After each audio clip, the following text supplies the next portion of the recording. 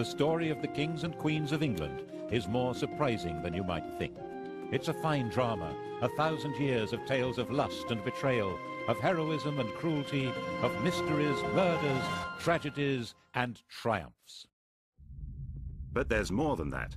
For example, one of the most reliable chronicles describes how a king of England proposed adopting Islam as the national religion. This episode, the first of 6, includes that tale. It tells the story of the English crown from 1066 to 1216, from one French invader, William, to the next, Louis. Yes, Louis. Another surprise. A king of England who's pretty much disappeared from history. It's easier to say where the history of the English monarchy ends than where it begins. It ended on the 14th of October 1066, here at what became Battle Abbey on Senlac Hill near Hastings. We all know that this was where Harold was killed and replaced by William the Conqueror, and Harold was the last Englishman to be crowned king. From then on, the sovereign would always be from a foreign family, right down to Queen Elizabeth II. So a history of the kings and queens of England isn't like the history of kings and queens anywhere else in the world.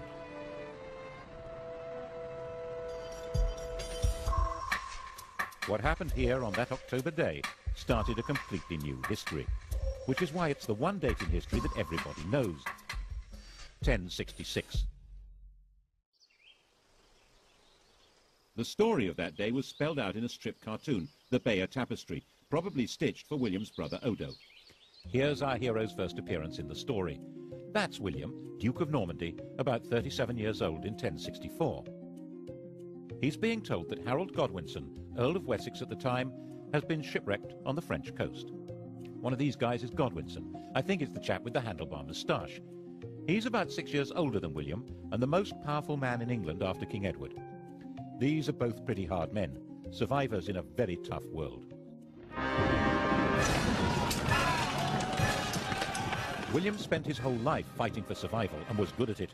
By the time he was 20, he'd established complete control over Normandy. From then on, he was fighting to hang on to what he had. He got Harold to help him in one of those battles, capturing Mont Saint-Michel. And then, apparently as the price of letting him go home, had Harold swear to support him in becoming the next King of England.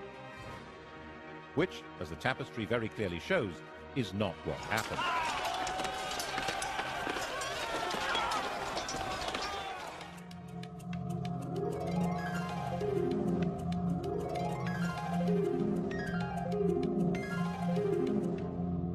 When old King Edward died, Harold, as we all know, had himself crowned instead. Actually, to be a bit more precise, he had himself elected king. The crown of England in those days was not inherited, but awarded. In William's view, this had all gone very badly wrong, so he set about putting it right. The Norwegian ruler, Harald Hardrada, took a similar view. There was an old Norwegian claim to England, which he decided to revive by launching an invasion of his own. Their two fleets arrived within a few days of each other, one in the north of England, one in the south. Both fleets were probably about the same size, about 500 ships. King Harold rushed north and destroyed Hardrada's army. Only about 34 ships made it back to Norway. Then he rushed south. And this time, of course, he failed to pull it off. We don't know for sure that the man with the arrow in his eye is Harold, but he certainly died at the battle. He and his axe-wielding, spear-carrying army of Danish and Anglo-Saxon noblemen were simply swept away. In their place were the new rulers of England, Normans on horseback, and William was their master, master of the country. He owned it.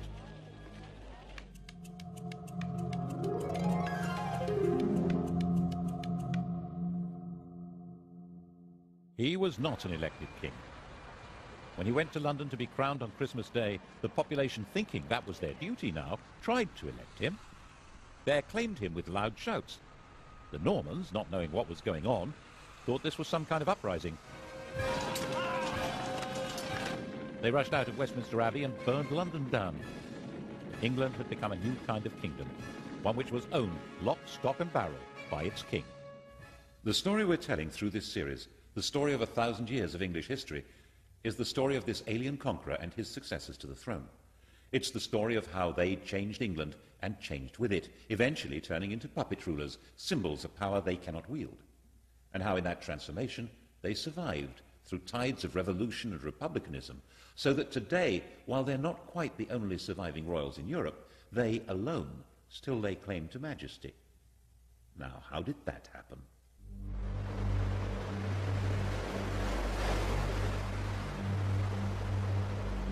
The story of William's reign is really the story of a warrior lord taking all power into his hands. He confiscated all the privately owned land in the country. Its new occupiers were tenants of the king, bound to him. People of the north of England, with their Viking capital at York, were much more bound to Scandinavia than to Normandy. They refused to submit. He punished them by destroying all animals and all crops between York and Durham. According to the chronicles, he celebrated Christmas 1070 in the ruins of York.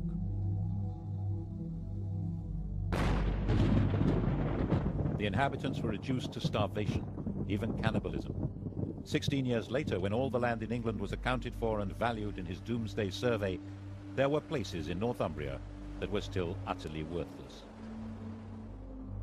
The church, too, was made Norman, and old Anglo-Saxon ways crushed. At Glastonbury, archers were stationed inside the abbey, and orders given that the old chants should be replaced by new ones from France. 21 monks were shot. And yet there were limits to his power. A few thousand Normans, most of them not even understanding the language of their new country, couldn't run the place. They needed the English to keep everything working, and William understood that perfectly well. His coronation, he made an oath to uphold the laws of King Edward, to uphold good law and renounce bad. The old courts would continue to function, and old traditions would normally be respected. This oath would become fundamental to the coronation of any king. The question, though, would be who got to wear the crown? When William died, bloated and exhausted at the ripe age of 60, his attendants stripped his body and scattered. What mattered now was who would hold the land he'd conquered, and how. It had all been his, and it was he who decided. On his deathbed in Normandy, he handed out the spoils. He gave his eldest surviving son, Robert, his duchy of Normandy, but it was the younger son, the red-haired William Rufus, who the conqueror willed should be acclaimed King of England. And the youngest, Henry, was told he would have to be content with £5,000. But Henry was his father's son. Content with £5,000? Was that likely?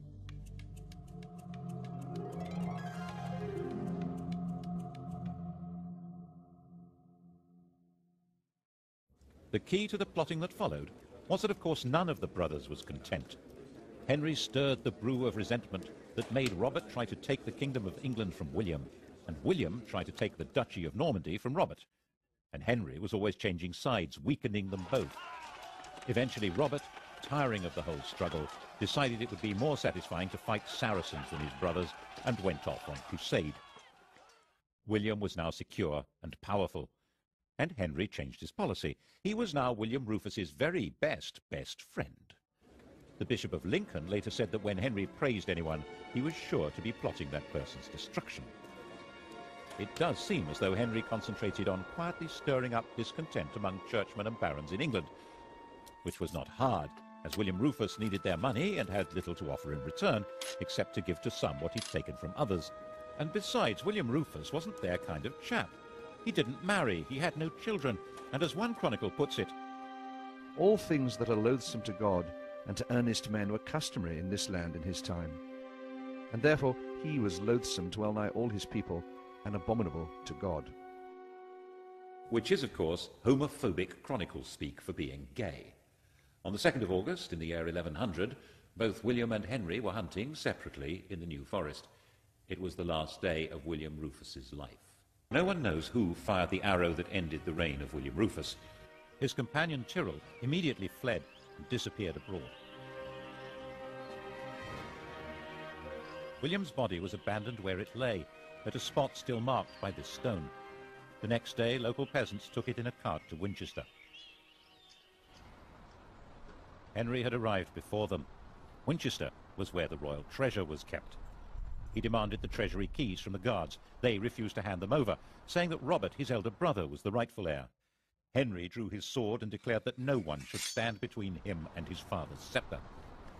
Resistance collapsed, and when the peasants arrived with their cart, the lords of England were busy electing Henry as their king, the first elected ruler of England since Harold Godwinson.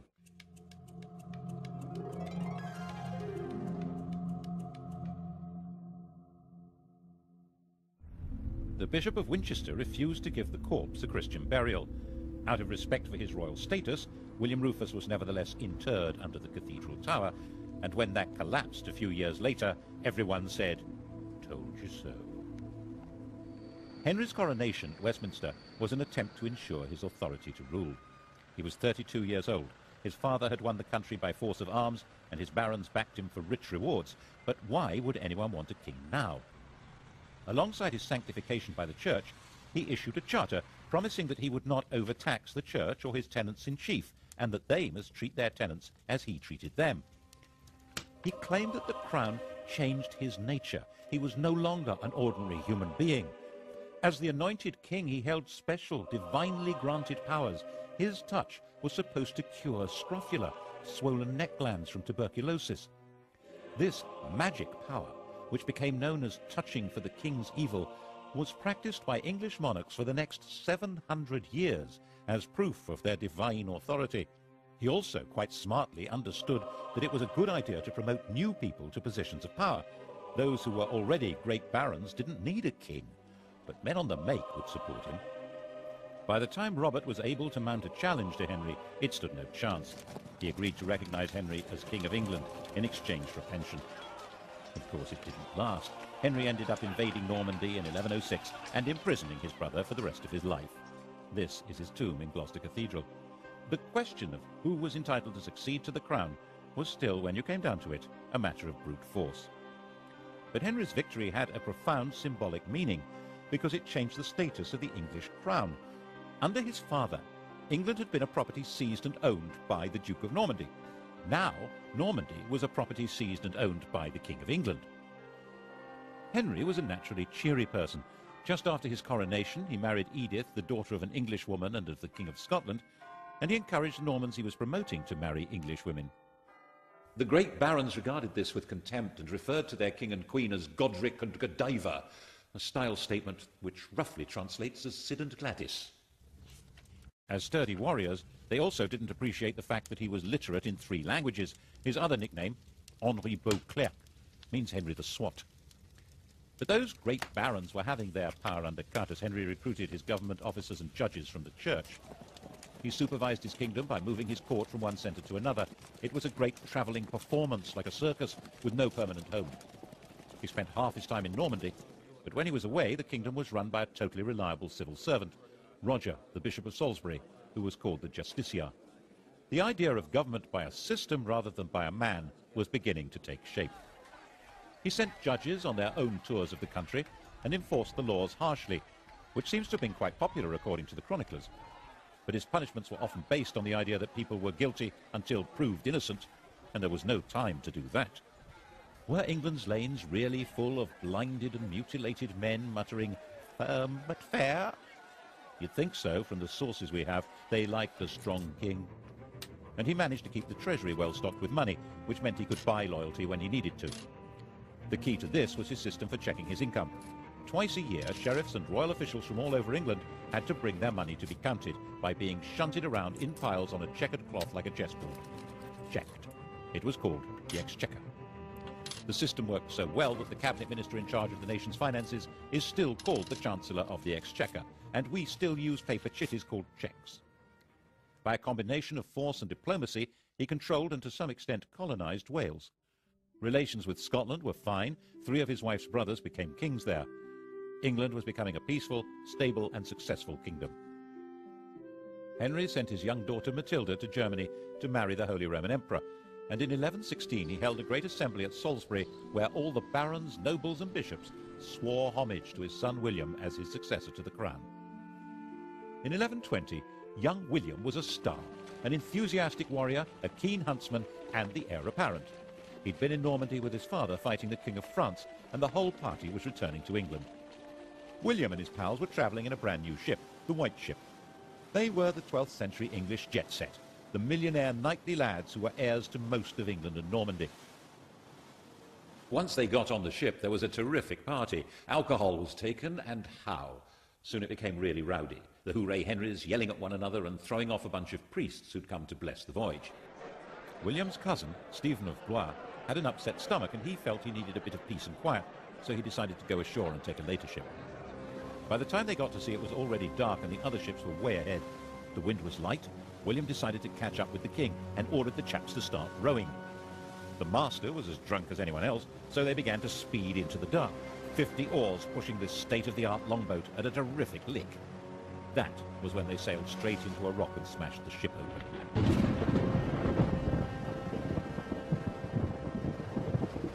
The rock off Barfleur was a well-known hazard to navigation. The cries of the drowning company were heard on shore and on the king's ship, but everyone thought the party was still in full swing. In fact, the future of England had just been destroyed in the equivalent of a drunken car crash.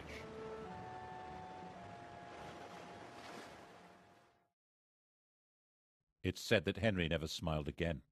You can see why. 6 years after the fatal crash, not knowing what else to do, Henry obliged the barons, nobles and bishops of England to swear fealty to his daughter, Matilda, as his successor, just as he'd had them swear to his son. But there was, of course, a huge difference.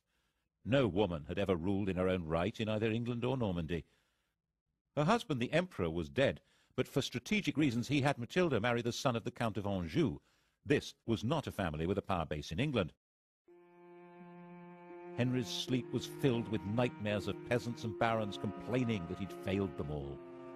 And then Henry went and died of a surfeit of lampreys. How does that happen?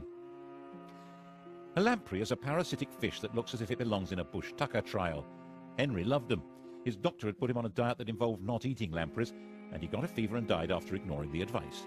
And the doctor said, as doctors do, "I warned him." By the time Henry died in 1135, it was all falling apart. He was 67 years old, and he'd gone a long way towards defining the job of a King of England. But the fundamental problem, who was entitled to that job, had still not been solved.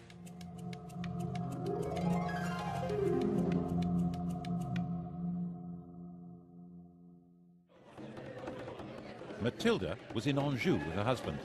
And then up popped Stephen of Blois, who sailed from Normandy to England and claimed the crown. Stephen, who had been saved from drowning on the White Ship by an urgent need for a lavatory. He was the son of Henry's sister, a legitimate grandson of William the Conqueror. He'd also been the leading baron to swear fealty to Matilda as the heir apparent, but that was then, and this was now. He was 38 years old, backed by his very tough mother, and one of his brothers was the Bishop of Winchester with the keys to the royal treasury. The wife of the Count of Anjou was not a popular choice with the barons. Stephen was a Norman. Besides, he seemed a malleable sort of chap, brave enough and high-spirited. He was also generous, courteous and affable, and would probably do as he was told, which was, of course, a recipe for disaster. Stephen was crowned by the Archbishop of Canterbury at Westminster on Christmas Day, 1135. He issued what was now the traditional coronation oath, promising to respect the old laws and be nice to everyone. According to the Anglo-Saxon Chronicle, when they saw that the king was a good-natured and kindly man who inflicted no punishment, they committed all kinds of terrible crimes. All had done homage and sworn oaths of fealty, but none were kept. Meanwhile, Matilda was enraged and, of course, had her own supporters. England was moving rapidly to civil war. Stephen was insecure. He surrounded himself with people from near Blois, Flemings, which didn't go down well with the barons. He bought loyalty until he'd emptied the treasury, and then began confiscating property so that he could pay his supporters. By the time Matilda landed to claim her throne in 1141, Stephen was trying to put down rebellion after rebellion. He was a brave, even ferocious fighter, but his support melted away, and he was captured in a battle at Lincoln. Stephen was Matilda's prisoner. A church council declared that he was deposed by the manifest judgment of God and recognized Matilda as queen. Matilda proceeded to Westminster and was all set to be crowned. And then something went peculiarly wrong. Something that carries an extraordinarily clear message about the job of being the monarch of England. All Matilda's understanding of monarchy had been learned in Germany, where she'd been empress since she was 12 years old. She had been popular and successful there. After the emperor's death, when Henry I had brought her back to England, some German princes of the empire followed her to demand her back as their sovereign. but the sovereignty she had learned was absolute power. The emperor's will was law. The only possible higher law was the church. That was not how it worked in England. Even the conqueror had promised at his coronation to respect the laws of England. But Matilda flatly refused. She didn't need a coronation to be queen. In her view, she already was. She behaved imperiously, which might mean magnificently in German, but meant intolerably in English. And when the citizens of London petitioned her for a renewal of King Edward's laws, she not only refused to listen, but demanded a heavy tax from them. So they threw her out. Stephen was released from prison and resumed his battered kingship. In fact, he had a second coronation. Matilda roamed around the Midlands and the West Country fighting for a throne that she was entitled to, but could never have. In 1143, just before Christmas, Stephen finally had her trapped and starving in Oxford Castle. But unbelievably, Matilda and 3 knights got away. It had snowed, and that night, dressed entirely in white, they dropped over the walls to the frozen water below. They moved, silent and invisible in the fresh snow, right through Stephen's camp. It was another 5 years before Matilda gave up and returned to Normandy. But she simply handed the torch to her son Henry, who came to England when he was 16 to carry on the struggle. And so the fighting went on, year after year, and the country was in effect without law and without government. As the Anglo-Saxon Chronicle said, Castles were filled with devils and evil men. Christ and all his saints were asleep. Stephen naturally intended his own son Eustace to succeed him, but in 1153 both Eustace and Stephen's wife fell ill and died. Stephen had had enough. At the end of the year, Stephen and Henry rode together into London. There the king proclaimed a new foundation for the kingdom. Henry was now his own adopted son and would be his successor as King of England. Although Stephen would remain king for life, Henry would take over the government immediately.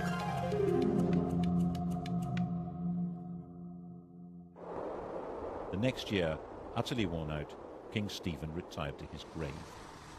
On the 19th of December 1154, there was a double coronation in Westminster Abbey.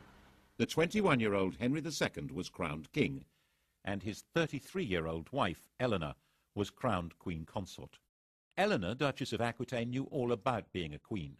When she was 15, orphaned and the richest damsel in France, she was married to the heir to the French throne, and a few days later the pair became King and Queen of France.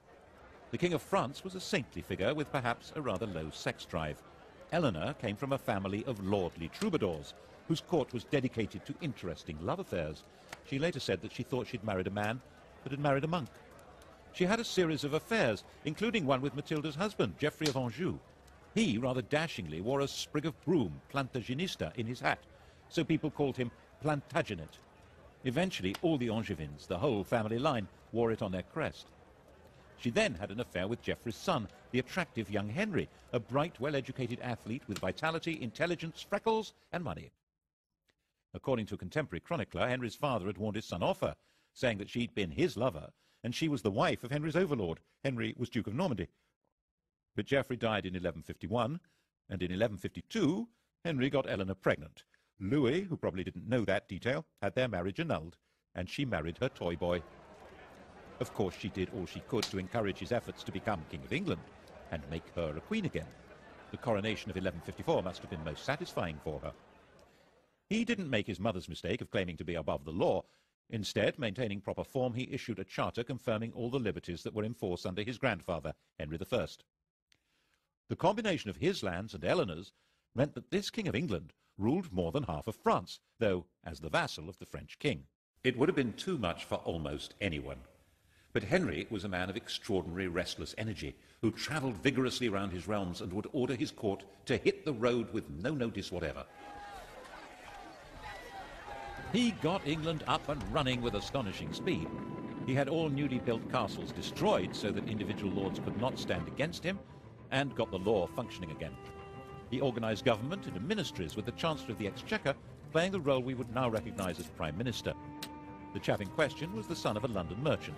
He was Henry's closest friend and colleague. They joked and drank together, and he lived as the greatest lord in the country, Thomas Becket. Between them, they reformed the currency, finance, government, and began the changes in the judicial system that would lead to the system of trial by jury. England was beginning to develop a commercial life. Towns were growing, the population was becoming better educated. The new system for running royal courts asked groups of local people, often peasants, to report and decide the facts of the case. The system that had worked for the conqueror, allowing the people to run their own country, was at the heart of Henry's way of getting everything up and running again. Perhaps that was why he needed a Londoner at the heart of his government. The next stage in his reforms was to reduce the power of the church, which had become the only functioning judicial institution during the chaos of Stephen's wars. Anyone accused of a crime who could read a line of Latin was deemed to be a churchman. That made them immune from the royal court. They could only be judged and punished by the church. Of course, the church wouldn't agree to give up its privileges, so when the Archbishop of Canterbury died in 1162, it seemed a smart idea to install Thomas as the new archbishop. Then he would deliver the church to Henry. Actually, it seemed a pretty terrible idea to Matilda, who warned Henry not to do it. What did his mother know? Look what a mess she'd made of things. Eleanor was also against it, and she hadn't made a mess of anything. She'd been a very competent regent when Henry had been abroad, and must have seen what Henry had not seen, that Thomas Becket's driving force was not loyalty to Henry. Oh, surely not. She was just jealous that Henry spent more time with Thomas than with her. Henry was sure it was a really good idea. Of course, it was a really bad idea. Why did Becket become fanatically committed to the church as soon as he got the job? Why did he wear Hessian underwear with lice and lash his body? Why did he oppose the king's plans more fiercely than any other bishop? He ended up excommunicating the bishops of London and Salisbury and sacking the Archbishop of York for not opposing the king. He'd already acquired all the earthly power and wealth possible. Now he had a bigger ambition. He was arguing that the church must rule everyone, including the king. This was especially dangerous as Becket was hugely popular. Henry was given to rages, and the situation was bound to enrage him. Who will rid me of this turbulent priest? On the 29th of December 1170, 4 of Henry's loyal knights did just that.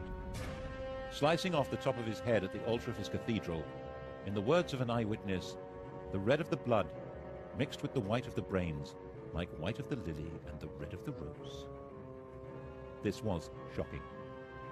Henry had to distance himself from Becket's murder and win the hearts and minds of his subjects.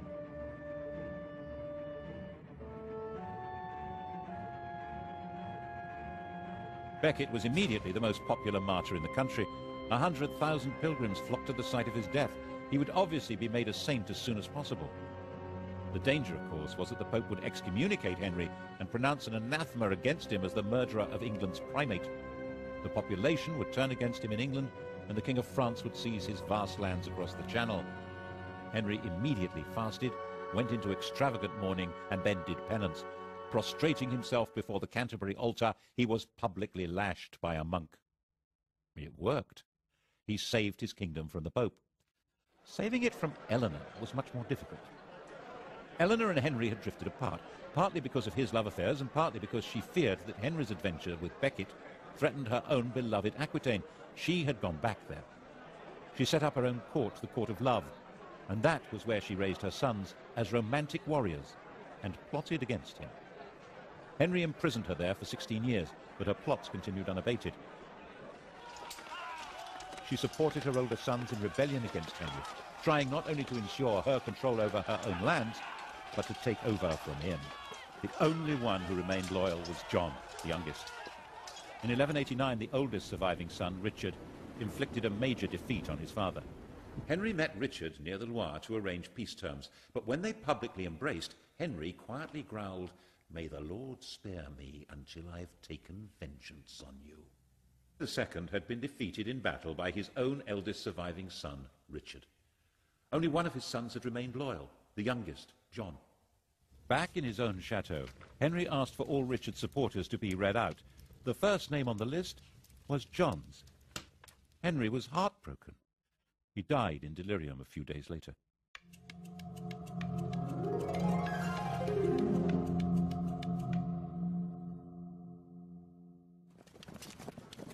Eleanor's imprisonment was over.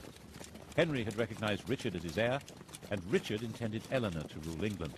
He had more important things to do. Crusade.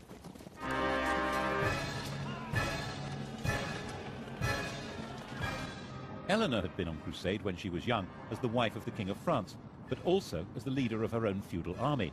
And now the Saracens had reconquered Jerusalem. Richard the Romantic, Richard the Lionheart, was a totally fearless warrior whose whole upbringing had been based on Eleanor's idea of chivalry. Poet and swordsman, Christian knight and tournament hero, a handsome and dashing leader of armies, Richard tried to live out the fantasy life of one of the heroes of Arthurian literature from the stories told and sung in the court of love. He came to London for his coronation, but only so that he could collect the funds to pay for his great crusade to recover Jerusalem from Saladin. He went off on his crusade, declaring that he would sell London if he could find a buyer. The crusade itself, the Third Crusade, was a sequence of great heroic and daring actions that completely failed to conquer Jerusalem, associated with bursts of extreme brutality.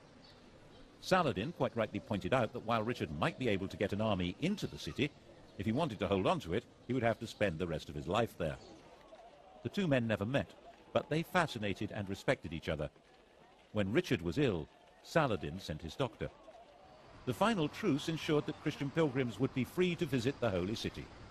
But that had actually been Saladin's policy before the crusade even began. Richard typically decided to make the journey home in 1192 into an adventure, travelling alone and in disguise. That was how he got captured and ended up imprisoned by Duke Leopold of Austria, a man he'd repeatedly insulted during the crusade. The King of England had been found in an inn in Vienna, unconvincingly disguised as a kitchen knave. The ransom Leopold demanded was £100,000, about 8 years' income to the Exchequer. Richard's recklessness was crippling for the kingdom and eventually fatal for him. As a storybook hero, he always seems to have expected a happy ending and would sometimes even forget to put on armour. That was how he got killed in the end, taking a stupid chance at an unimportant siege in 1199. A crossbow bolt wound became infected. While he was dying, the man who'd loosed the shot was captured and delivered to him, and Richard carried on behaving as though he was in a storybook, making a great gesture of releasing the man and giving him money. Richard had no heir. He named his brother, the 32-year-old John, as his successor. Richard, aged 41, died in his mother's arms, England's hero king, who detested the country and had spent 6 months of his reign there. And the man who'd killed him was rearrested and flayed alive.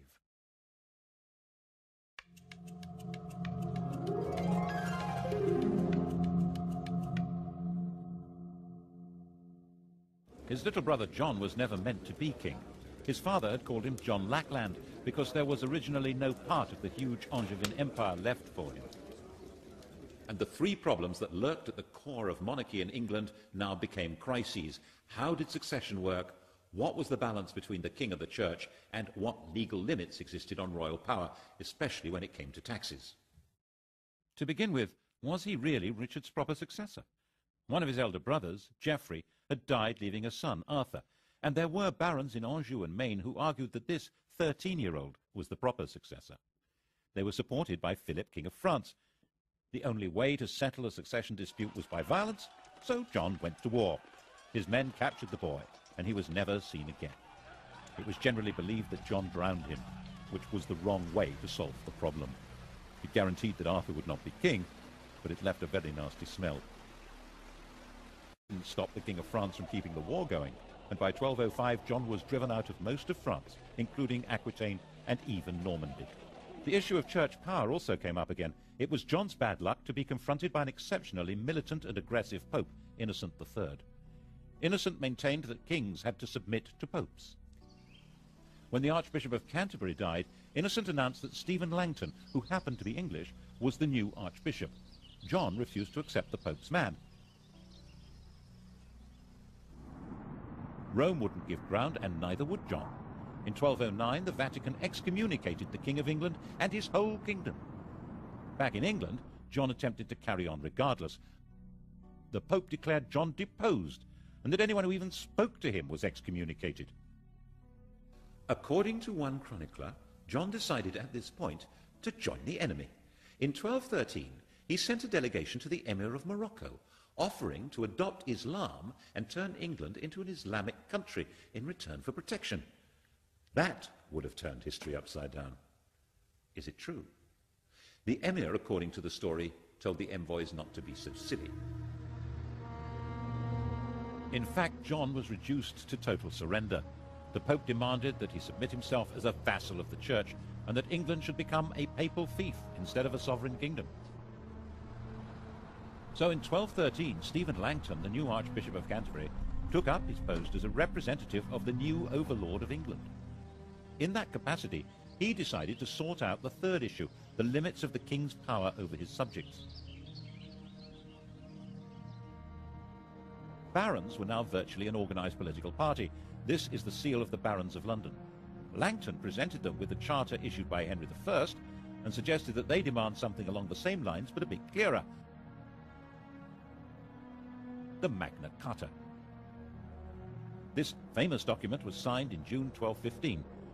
John and Richard had both tried to meet their costs by massive increases in feudal dues and legal charges, and most of the Magna Carta is an effort to reverse these. But there are also other clauses that show that Langton and the barons thought that laws must bind the king himself as well as everyone else. There was a notion of proper kingship in England, and the Magna Carta tried to spell out what that meant. If Langton had not been an Englishman, the Magna Carta would probably have looked very different. And it was certainly incomprehensible to Pope Innocent, who saw it as a baffling and immoral limitation on the absolute power of the feudal lord of England, who was, of course, himself. So Innocent issued a papal bull excommunicating anyone who stood by or tried to carry out Magna Carta, and Stephen Langton found himself suspended from his job and recalled to Rome. And John marched through England at the head of an army composed largely of foreign troops, crushing the barons and destroying their property. And that's why the barons went to France and got a new king of their own, Louis, the son of the King of France.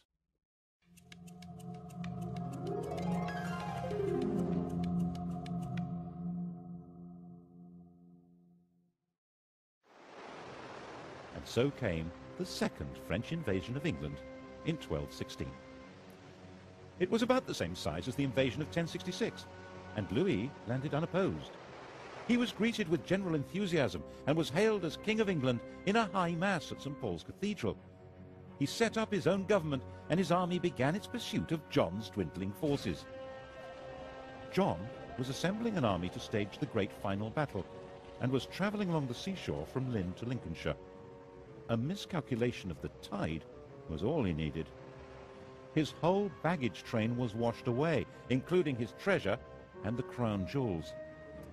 Distraught, broken, he made his way to an abbey at Swineshead, where he was comforted with the monks' latest experiment in beer-making, which seems to have brought on dysentery, fever, and death. Louis I and last, the king no one's ever heard of, now controlled most of the country, but the story of what happened to him and how his memory was erased has to wait for the next episode.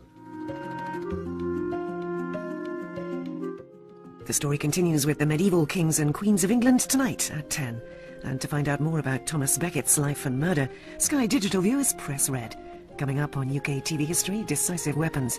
What a difference the T-34 tank made to Soviet fortunes in World War II.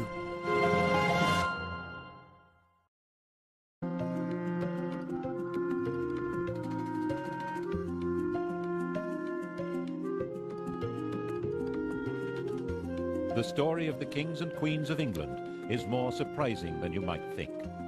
It's a fine drama, 1,000 years of tales of lust and betrayal, of heroism and cruelty, of mysteries, murders, tragedies, and triumphs. But there's more than that. This episode begins with a king of England who ruled for over a year, but who simply vanished from the record. And it ends with a boy whose claim to the throne was based on fictions that became historical orthodoxy. We begin in the year 1216, in the reign of King Louis of England. Yes, King Louis, not the most famous king of England. At the request of the barons and with the enthusiastic support of the population of London, he'd come to England from France to take over the crown from John. And John, struggling to fight back, had fallen ill and died. Louis, who'd been acclaimed king at a mass in St. Paul's Cathedral, now had the throne to himself. He had no coronation, as the bishops had been excommunicated, But rulers are created in England by acclamation, not coronation, which is why the uncrowned Edward VIII was a king, and Lady Jane Grey, who did have a coronation, was not queen. And Louis got rubbed out of the list of England's monarchs because his acclamation was, with hindsight, withdrawn. That was because the barons had not expected Louis to appoint his friends from France and Flanders as his chief councillors. They'd expected to be given much more control over what went on, and then they thought, there's a better option. John had a 9-year-old son, Henry. Of course, no child had ever been king, but there's a first time for everything, and if the king was a child and one of the barons was regent, then the barons really would be running things.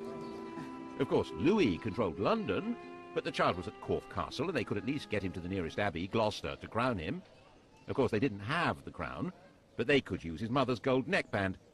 Actually, they didn't have an archbishop available to do the coronation. Never mind, the Bishop of Winchester was available and had the keys to the treasury. It wasn't a well-attended ceremony. Not even all of John's executors could get there, but it would have to do.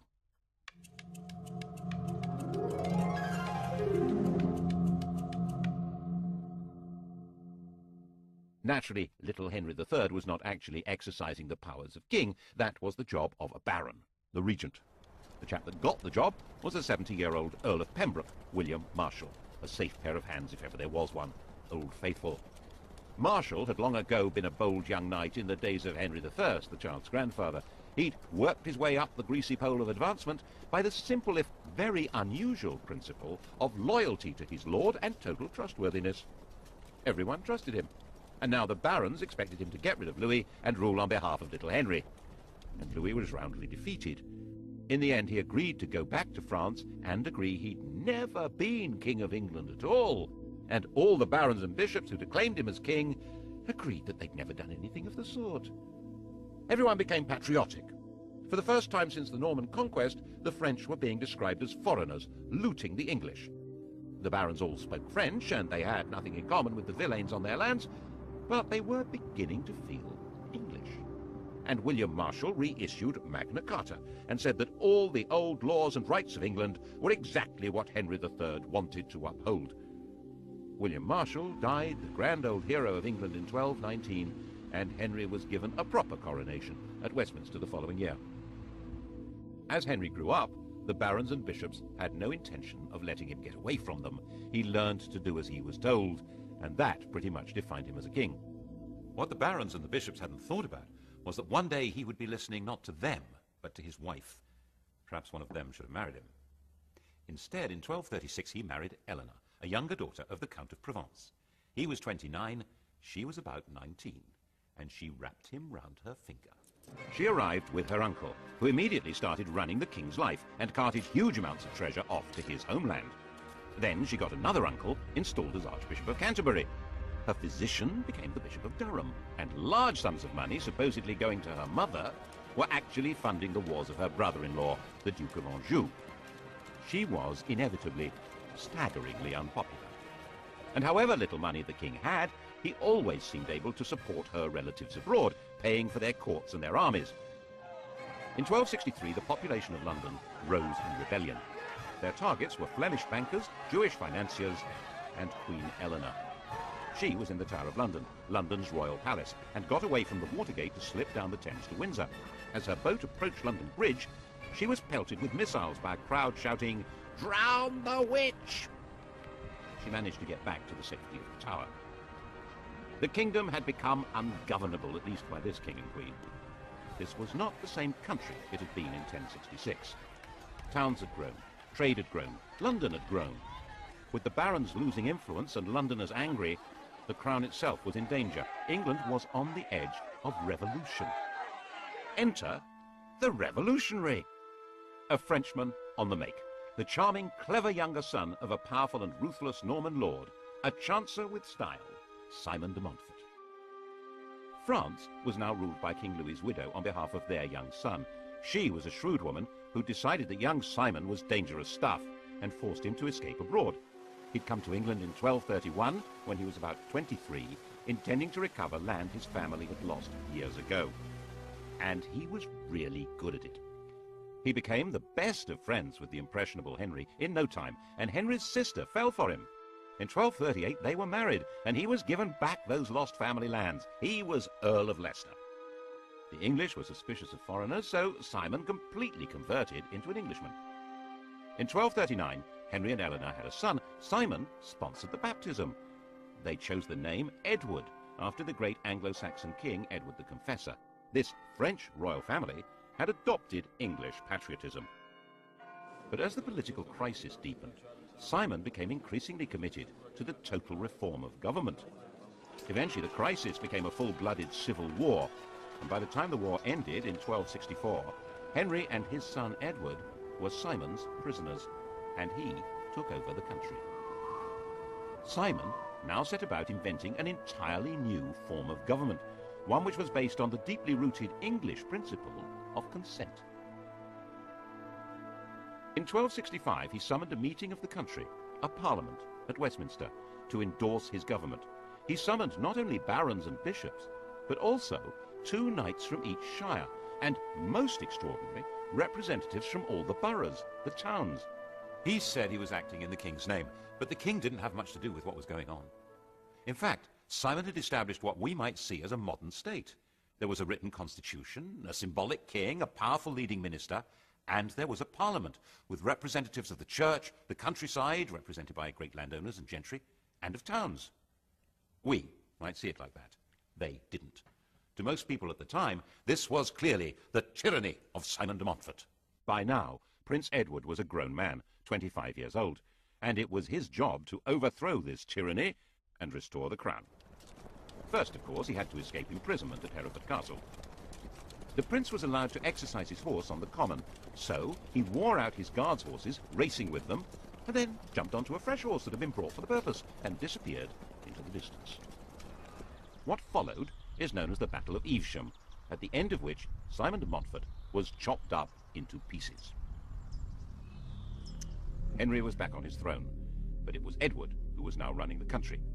This tall, muscular warrior, he was called Longshanks, had the military skill to crush the remaining rebels and the good sense not to punish them afterwards. He understood how to make peace and accepted the proposition that the king must respect legal limits on his power and consult with the nation. He also habitually spoke English, the first royal to do so since 1066. Parliament made him the steward of England. De Montfort's revolution had left its mark.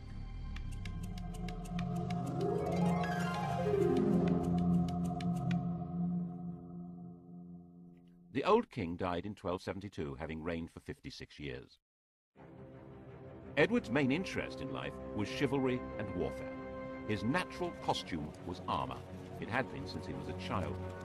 When Henry died, Edward was out of the country on crusade. He came home to be crowned with his queen, yet another Eleanor, in 1273. The daughter of the King of Castile, she'd already borne Edward 6 children. They would have 10 more.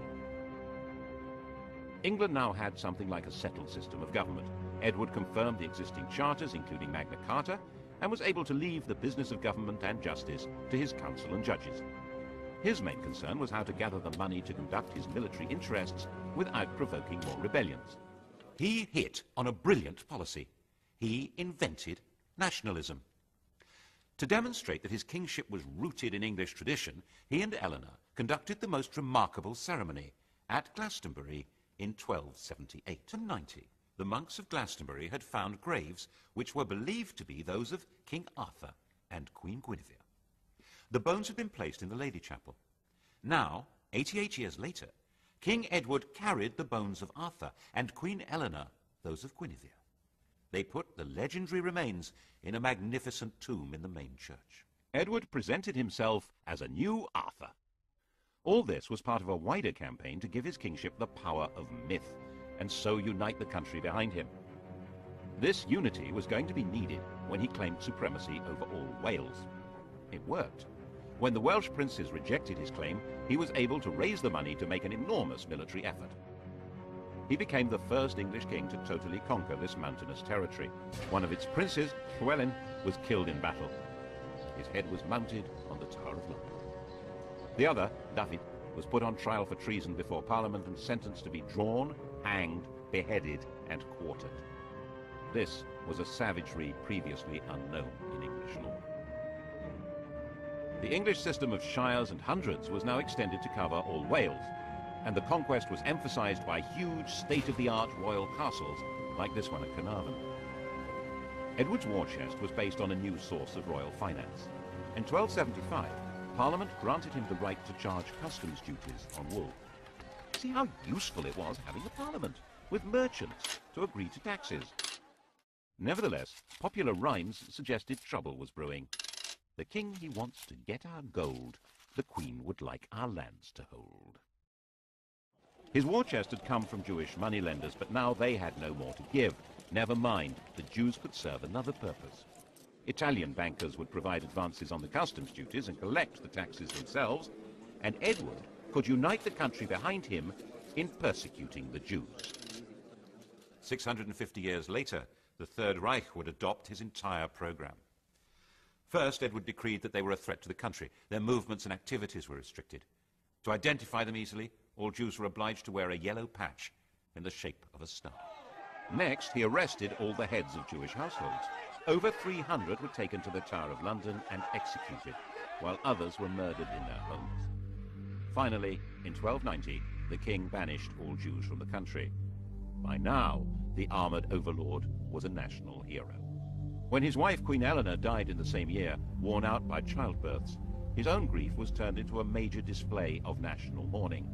Her body was ceremonially carried from Lincoln to Westminster, and a memorial cross erected at every one of the 12 resting places, including here at Charing in London. Charing Cross. It was time to enlarge the kingdom again. In 1296, he led an army to enforce his claim to Scotland. Edinburgh was seized, and the King of Scotland, stripped of his crown, was imprisoned in the Tower of London. Scottish kings were crowned enthroned on the Stone of Scone, or Stone of Destiny. Edward had it moved to London and put in the coronation chair in Westminster Abbey. Edward appointed a trio of Englishmen to run the country. Actually, his rule in Scotland was not noticeably harsh or unjust, but that was beside the point. His own conjuring of the demon of nationalism was turning against him. Ordinary Scots began to discover a feeling of national identity. A popular Scottish resistance movement grew, led by William Wallace, better known nowadays, outside Scotland at least, as Braveheart. Most of Scotland had broken free before he was defeated. And then in 1306 rebellion began again, and Robert the Bruce was crowned King of Scotland. By now, Edward, the Hammer of the Scots, was old and sick. He tried to lead an army back into Scotland, but it became obvious he'd never get there. A few miles north of Carlisle, on his deathbed, he gave instructions to his 23-year-old heir, Edward, Prince of Wales. 100 knights were to crusade, carrying his heart. The army should carry his bones to defeat Scotland, and the prince was not to have anything further to do with his very, very close friend, Piers Gaveston. The king was dead. Edward II was ready to party. Edward was physically tall and muscular, but his similarity to his father ended there. He had no interest in being a warlord. His father had taken him on campaign, but the prince travelled with a pet lion and a troupe of Genoese fiddlers. Edward I had tried to change his character by assigning him a charismatic squire who was good at tournaments. This had backfired spectacularly. Edward and Piers Gaveston had fallen in love. Gaveston was banished, but obviously he was now coming back.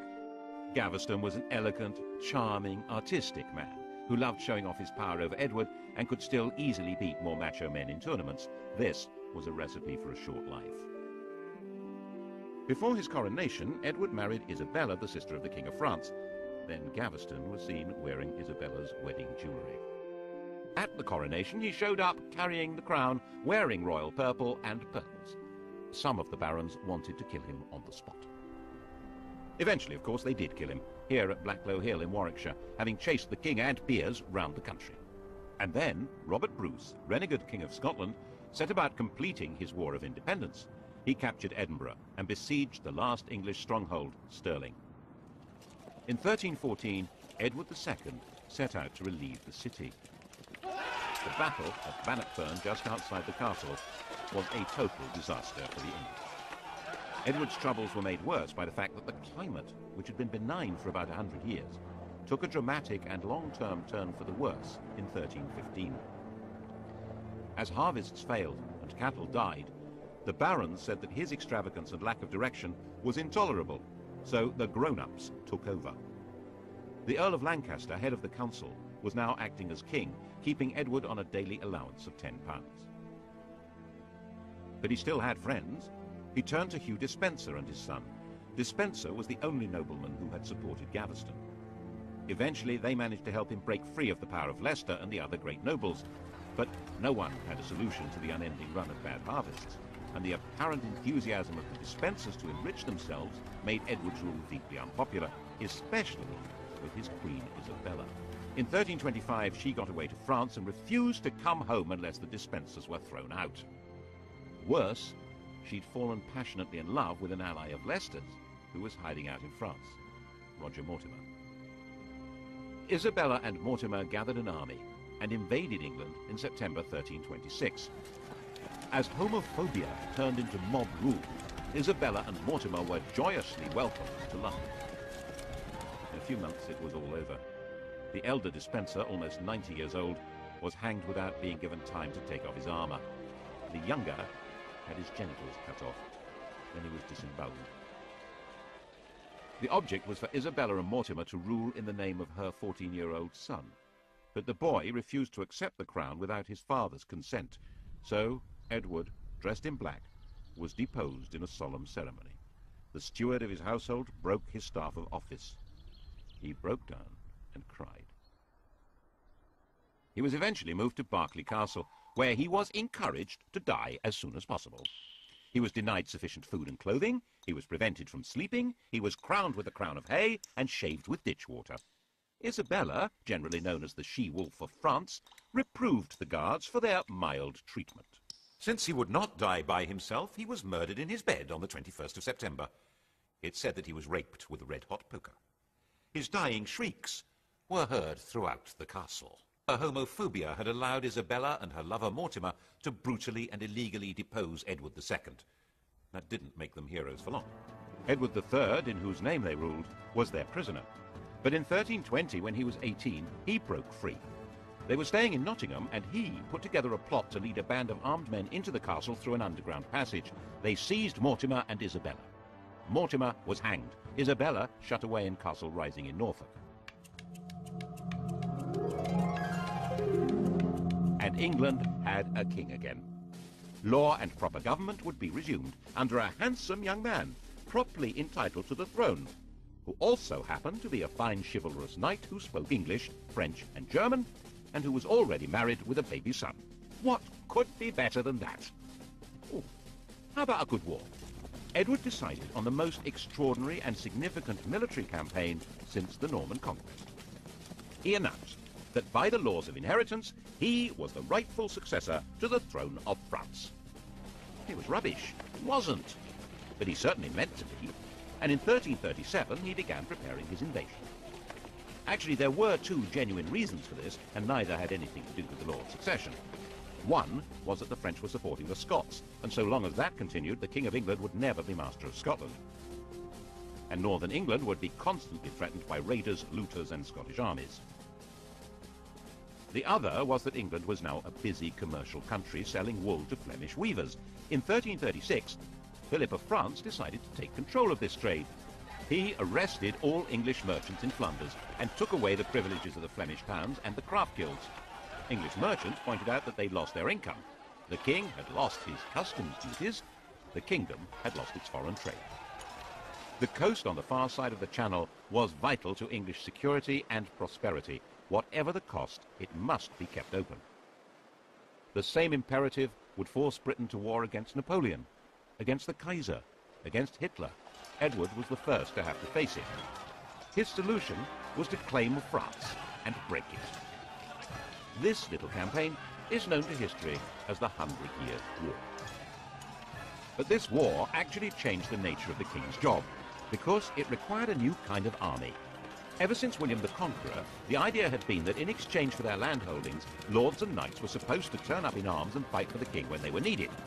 But this didn't work very well for a war overseas. Firstly, a knight's service was only meant to be for 40 days at a time. That doesn't work with a 100 Years' War. Secondly, many knights felt that they shouldn't be obliged to go overseas at all, and they were probably right. And thirdly, they weren't necessarily fighting men anymore. So Edward needed to have a professional army. Knights who didn't want to serve didn't have to. They could pay a tax called scutage that would allow Edward to hire professionals. Mercenaries were quick to see the opportunity for plunder and ransom and joined up. And freed from the need to pander to knightly good manners on the battlefield, Edward hired thousands of effective, deadly archers from the lower classes.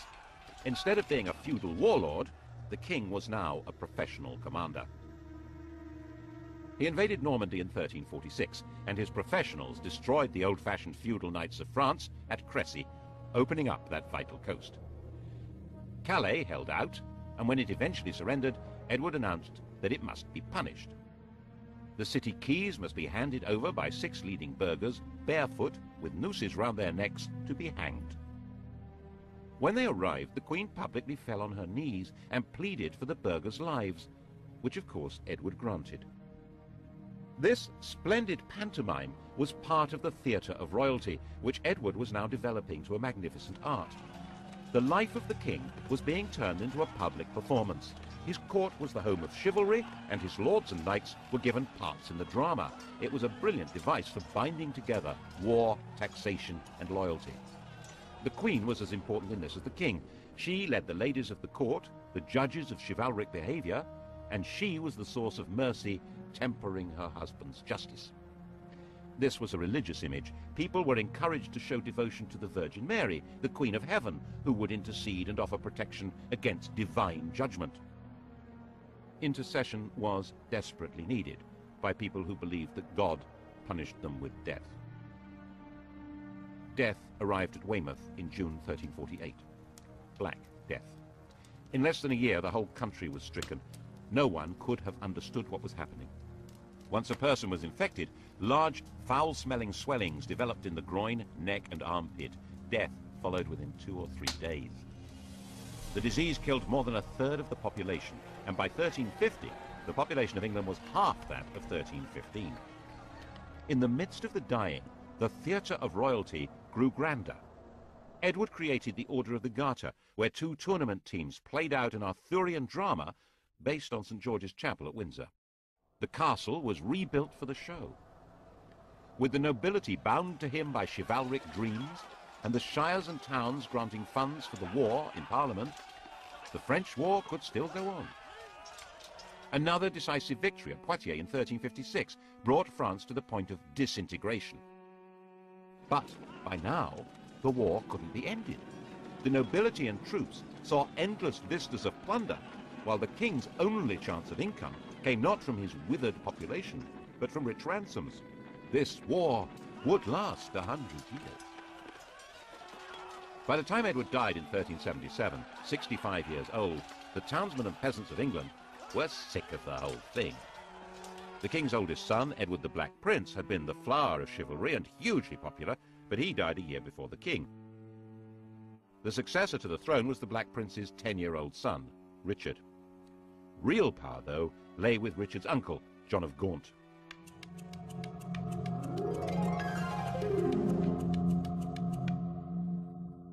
The war had by now turned against England. The French were ravaging the English coast.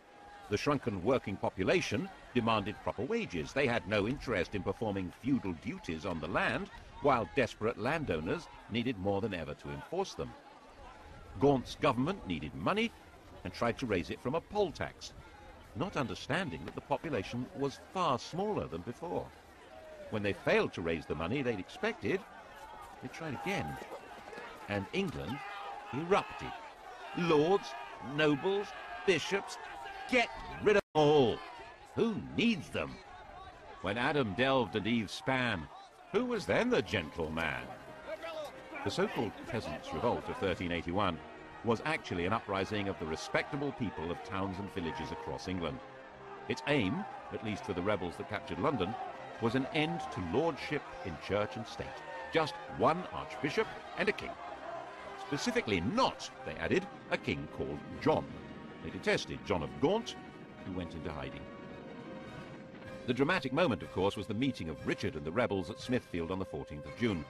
The rebel leader, Wat Tyler, was talking to the king when the mayor of London cut him down. The rebels immediately drew their bows, and the king, now 14 years old, rode forward to calm them. I will be your captain. Come with me into the fields, and you shall have all you ask. And they dispersed as he told them. It was an astonishing lesson in the mysterious power of kingship. The rebels should never have trusted him, of course. Once the danger was past, the ringleaders were hunted down and killed. Villains ye are, and villains ye shall remain. Years later, when Richard would need popular support, he would find he had none. But Richard had been given a dramatic vision of himself. He seems to have been convinced that the basis of his power lay in the special authority of sovereignty. He was the first English king to have portraits made. Instead of wars, he offered tournaments accompanied by music and dancing with the ladies of the court. But Richard's choice of companions were not the kind of men that most barons approved of. And above all, Richard abandoned the war with France, leaving France in control of Flanders. Unpleasant references were made to Edward II, and look what happened to him. He found himself up against a group of noblemen who called themselves the Lords Appellant, appealing to have his closest advisers removed and take over the government, which is what happened. Richard was effectively dethroned. He was able to recover power in 1397. As part of his efforts to secure his throne, he exiled Henry Bolingbroke, John of Gaunt's son. But Bolingbroke came back with a vengeance, and Richard found that wherever he turned for support, it simply wasn't there. Bolingbroke captured him, demanded his voluntary abdication, and then sat on his throne. Richard disappeared into a prison in Pontefract Castle, where he was murdered. Richard had no children. The line of the Black Prince, Edward III's eldest son, had come to an end. The proper heir to the throne was an 8-year-old boy called Edmund, living in Ireland, the great-grandson of King Edward's second son. Henry's father was the third son, so Henry was certainly not heir to the throne.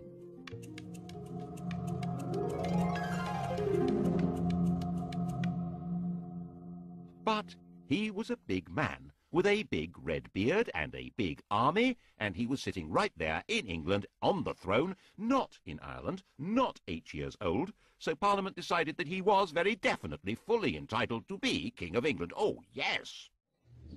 Edmund spent the whole of Bolingbroke's reign as a well-maintained prisoner.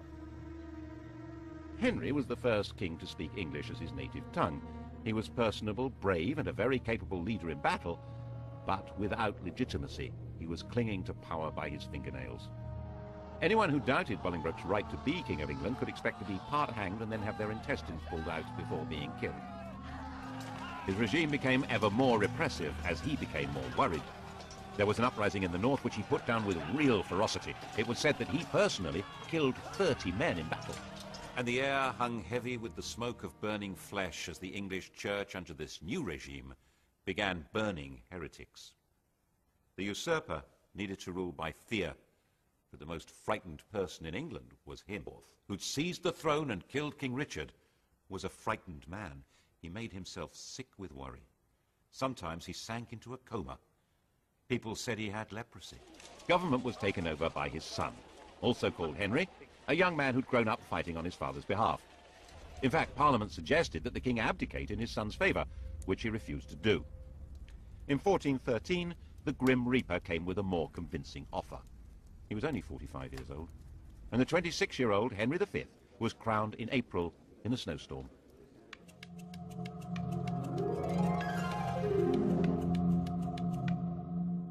Henry V did all he could to get the country back onto a stable footing. He gave Richard II's remains a proper burial, and of course he got back to the important business of invading France. France was still in a state of disintegration, ruled by Charles VI, a man with a severe mental disturbance. In a fit of derangement, he'd slaughtered his own attendants. Now he believed that he was made of glass and about to break. He actually had iron rods stitched into his clothing.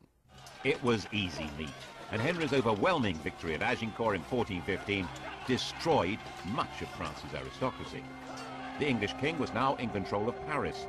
Charles, very fragile, agreed to acknowledge Henry as heir to the French throne.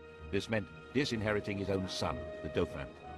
And Henry took Charles's sister, Catherine de Valois, as his bride. What a great place to end the story. England safe, Edward III's plan to take over France brought to fruition, a genuinely popular king, and they all lived happily ever after. Not. In 1422, Henry V, not yet 35 years old, contracted dysentery and died. England had a new king, Henry and Catherine's son, Henry VI. 6 weeks later, the King of France also died, and Henry VI became King of France. Just one problem. His Majesty King Henry VI was only 10 months old. The Duke of Bedford was appointed Regent of France and the Duke of Gloucester Regent of England. And the baby's kingdoms, especially France, were in serious trouble.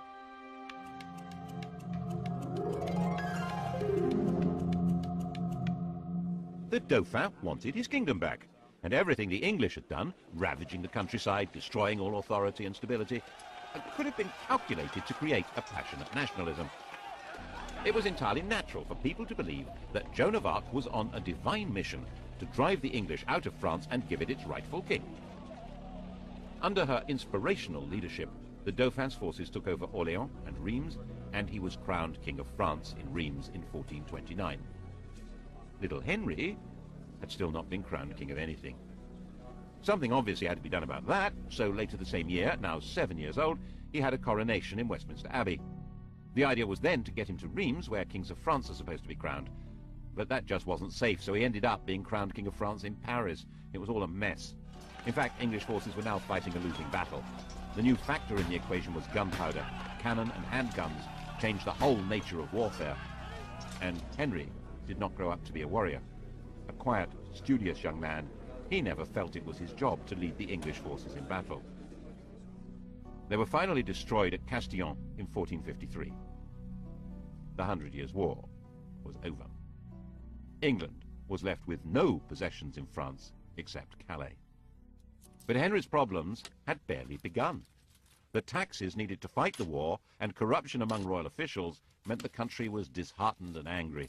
And the issues of legitimacy that had lain pretty dormant in England since Henry Bolingbroke usurped the throne were now coming out of the woodwork. Richard II had been the last legitimate king of England, if there was such a thing. He'd been succeeded by his murderer, Henry Bolingbroke, the father of Henry V, the grandfather of Henry VI. They were all descended from John of Gaunt, Duke of Lancaster. But that wasn't the legitimate line of descent. John of Gaunt had an elder brother, whose descendants were still alive. The rightful king of England had not been Henry IV, but Edmund, the Earl of March. And now that Edmund was dead, it was his nephew, Richard, Duke of York. Edmund had carefully and probably wisely never made a point of making his claim. Henry IV and Henry V had been seriously powerful men, but Henry VI wasn't in the same league. His interest was not in war but in learning. He founded Eton and King's College, Cambridge, and he was a gentle, pious man. There were many who believed that he was more a saint than a king. Richard, Duke of York, now 40 years old, decided that it was time for the crown to fall into his hands. His claim was supported by most of the barons of southern England. The northern barons felt all this was codswallop. They had the right to choose their king, not be passed like slaves to whoever inherited them. And then, quite suddenly, in the summer of 1453, the king went mad. He'd probably inherited the strain of madness in his mother's family, the illness that had racked Charles VI. The true legacy of Agincourt was not the crown of France, but a recurring disease that would afflict members of the English royal family for centuries. He lost his memory. He lost control of his body. He lost the ability to speak coherently or understand what was said to him. His wife gave birth to their only son, but he knew nothing about it. With the king incapacitated, government needed to be handed to a regent, and the man with the backing in the south to take over the reins was Richard, Duke of York. The inevitable and disastrous outcome was civil war, Lancaster against York. Their badges, the Red Rose of Lancaster and the White Rose of York, gave history the Wars of the Roses. To begin with, it was a war for control, not of the crown, but of the king.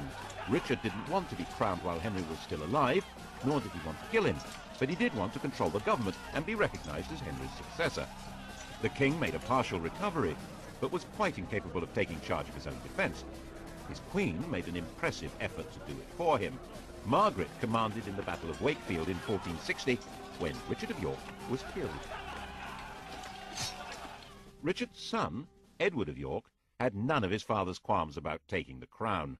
In March 1461, Edward, without any parliamentary approval, had himself crowned Edward IV.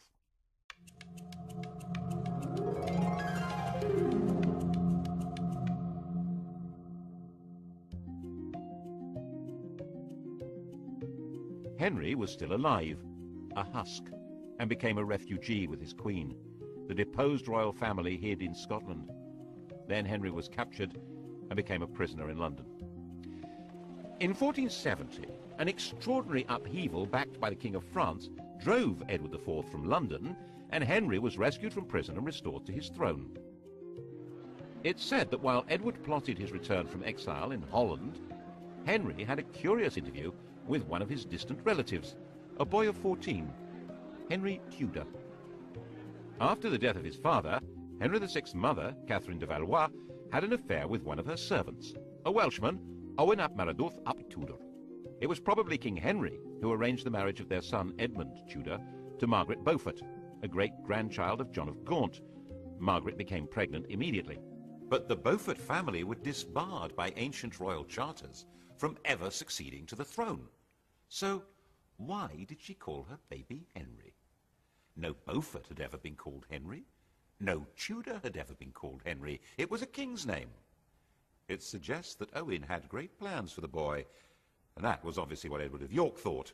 As soon as he had Owen Tudor in his power, in 1461, he had his head chopped off. His head was displayed, lit up with 100 candles. Henry Tudor, aged 4, had been taken prisoner, but now young Tudor was free, and according to later stories was looked on as an important figure in the line of succession. According to Shakespeare, Henry VI looked at the boy and said, "Lo, surely this is he to whom both we and our adversaries shall hereafter give place." The following year, Edward IV made his counter-strike. King Henry's son was killed at the Battle of Tewkesbury, and Henry VI himself was captured. A few days later, he was murdered in the Tower of London. The Wars of the Roses were over. The competition between England's barons for control of the kingdom had ground to a bloody end, with most of the great families of nobles having been slaughtered. Henry Tudor was now head of the House of Lancaster. He had no claim to the throne, of course, coming from the debarred Beaufort family, so Edward should not have regarded him as a threat, in theory. Just to be on the safe side, he fled to Brittany. But Henry Tudor would be back, and he would make sure he controlled how the story was written. In the next programme, we'll see how Henry Tudor shaped our knowledge of what followed, creating the story of the most evil king in history and setting the stage for the most heroic queen. How much do you know about Henry V? Sky Digital viewers, press red and take our test. The turbulent reigns of the Tudors tonight at 10. Coming up next, protecting US bombers from German attack, the P-51 Mustang, decisive weapon.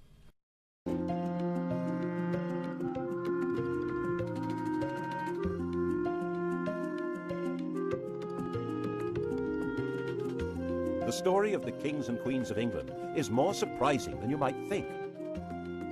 It's a fine drama, 1,000 years of tales of lust and betrayal, of heroism and cruelty, of mysteries, murders, tragedies, and triumphs. And all these figure in the story I'm telling now, the story of the Tudors.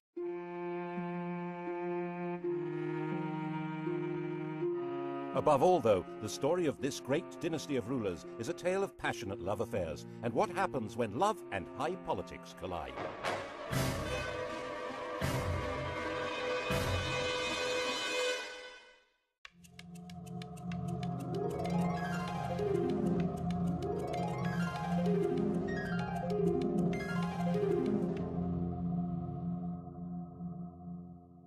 The story begins with Owen Tudor, a hugely ambitious and very handsome young man. His father was an outlaw hiding out in the Welsh hills, but Owen managed to get employed as a servant in the household of the infant Henry VI. Now, this household was run by Henry's mother, Queen Catherine de Valois, a very sexy widow, who fell for Owen completely. There's no record that they ever got married, but they did have 5 children. When Catherine died in 1437, Henry VI was still only 13, and the barons who ran the kingdom in his name put Owen in prison. But when Henry came of age, he brought his stepfather, Owen Tudor, back to court and gave earldoms to his stepbrothers Edmund and Jasper Tudor. Owen ensured Edmund's marriage to a girl from Henry's family. Edmund died very soon after the marriage, but his 13-year-old bride, Margaret Beaufort, was already pregnant. Their son was born at Pembroke Castle. He was named after the king, Henry Tudor. And Owen had a grandson with a blood connection to the House of Lancaster, the family of the king. They weren't actually the legitimate line. Henry of Lancaster, Henry Bolingbroke, had deposed his cousin Richard II in 1399 to become Henry IV. The thrones of his son and grandson, Henry V and VI, rested on that shaky foundation, which crumbled in the Wars of the Roses when the true heirs to the throne, the House of York, began to battle for their inheritance. Owen Tudor stood squarely with the Henrys, the Lancastrians. That, after all, was where he had invested all his hopes. He fought for them, and in 1461 died for them, beheaded by Yorkists in Hereford marketplace. He was the last Tudor to lose his head. But as we all know, the Tudors would take up this approach to problem solving themselves, you might say, with a vengeance.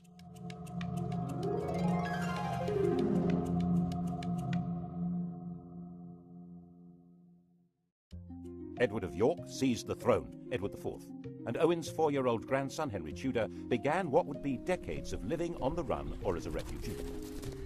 But 3 years later, King Edward did something that would eventually give Henry Tudor everything Owen had wished for.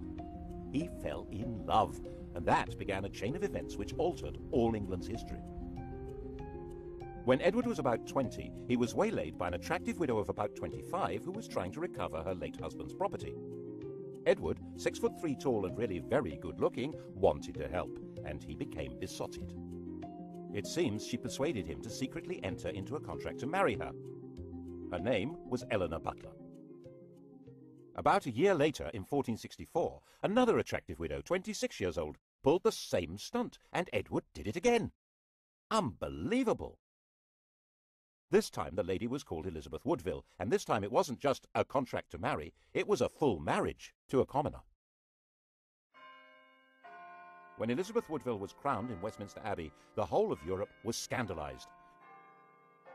Marriage was all about alliances of power and property. Marrying a penniless woman for love was simply disgusting. The negotiators trying to arrange a proper royal marriage were humiliated. And when Edward heaped honours, wealth and titles on Elizabeth's relatives, the Rivers family, the nobility of England were outraged. They were, quite frankly, getting completely above themselves. If anyone had known about Edward's promise to marry Eleanor Butler, things would have been even worse. But she was quietly shut up in a convent and died in 1468. As it was, Edward lost so much support that in 1470 he was actually driven out of England, and Henry VI came back to the throne. A few months later, Edward came back into London and regained the crown, thanks to the strong support of London merchants to whom he owed money, and even more, it was said, of their wives and daughters, who really seemed to have found him romantically interesting. Which, face it, Henry VI certainly wasn't, unless you fancied an elderly saintly scholar who'd lost his mind. In the battles that followed, Henry's son, another Edward, was killed, and King Henry himself, captured, disappeared into a prison and was never seen again.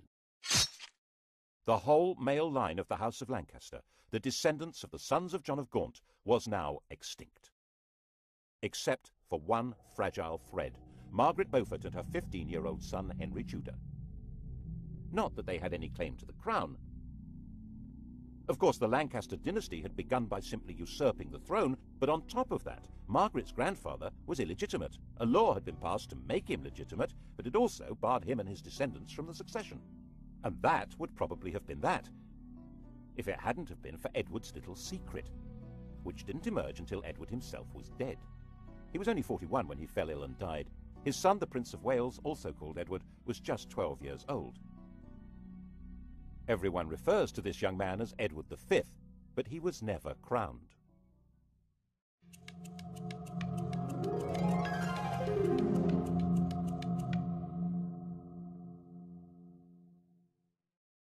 The dead king's will was clear. Prince Edward would be his successor, of course, but he would be in the care of a guardian and protector of the kingdom. That person was Edward IV's brother, Richard, Duke of Gloucester. We all know him as the most evil king in English history, the warped and twisted Richard III. Richard had been in effect King Edward's vice-regent in the north, based in the city of York, and no one at that time said anything bad about him at all. But the Queen thought there was someone even better to run her son's kingdom. Her. King Edward IV had died at Westminster. Elizabeth immediately sent her brother and other members of her household rushing up to Ludlow, where Prince Edward was staying. The idea was to hustle him to London and install him before Richard even knew what was going on. Then she and her family, the Rivers, would have control of everything. Richard, of course, did find out what was going on and said he would meet up with the party as they brought the prince through Northampton. Okay? Okay. Except that when he got to Northampton, he found that the Rivers didn't have the prince with them. Alarmed, Richard took them prisoner and found their baggage stuffed with arms and armour. There was plainly an attempt being made at a coup. Richard nipped it in the bud. He found they'd secreted the prince in Stony Stratford, Elizabeth's family home. This was before blue plaques had been invented.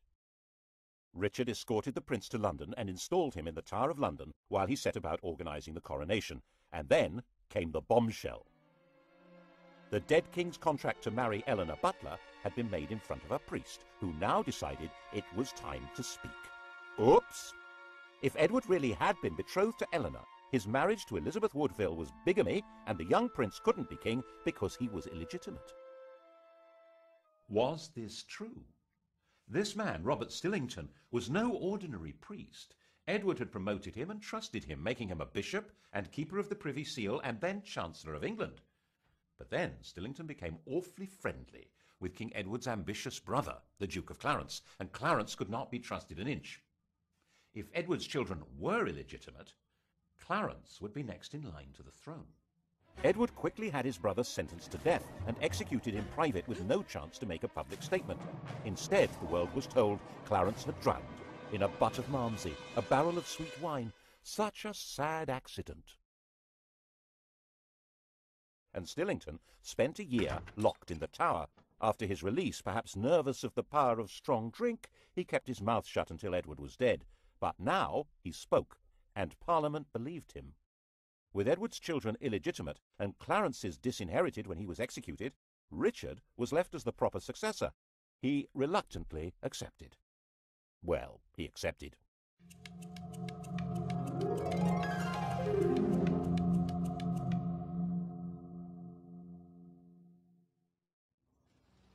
And the Tower of London changed from the Prince of Wales's palace into his prison.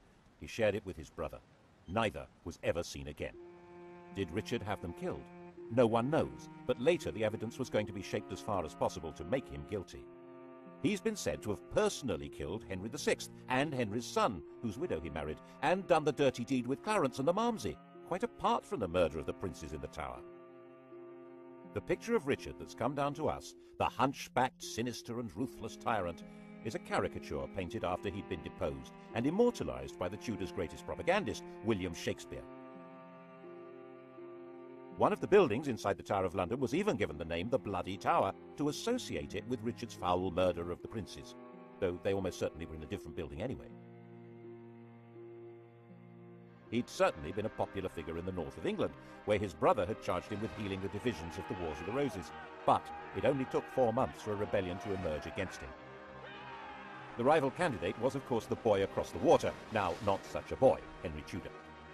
The House of York was now as extinct as the House of Lancaster. Henry Tudor was all there was for disappointed Yorkists as well as Lancastrians. And there were plenty of disappointed Yorkists. Richard gave positions, power and wealth to men he trusted, whom he'd got to know in the north of England, leaving a lot of southerners out in the cold who thought they could do much better under a more sympathetic figure. And now he came. With a force of 2,000 refugees and French soldiers, Owen Tudor's grandson landed at Milford Haven in Wales on the 1st of August 1485. 3 weeks later, when he came to do battle at Bosworth, his force had grown by just 3,000 men. Richard came to the battlefield as rightful King of England. Before the battle began, he held a coronation ceremony, restating his right of true succession to the crown, a right which Henry Tudor did not possess at all. Actually, given the fact that his family was specifically barred from the succession, he had pretty much less claim than anyone else there. But that's not how things are working out. Richard III was the last English king to die on a battle. The crown of England was found lying under a bush at the end of the Battle of Bosworth and placed on Henry Tudor's head. And Henry understood how you rule England, not by winning over great nobles, they'd pretty well all been wiped out, but by winning over public opinion. The pen is mightier than the sword, especially when it tells the story of what happened.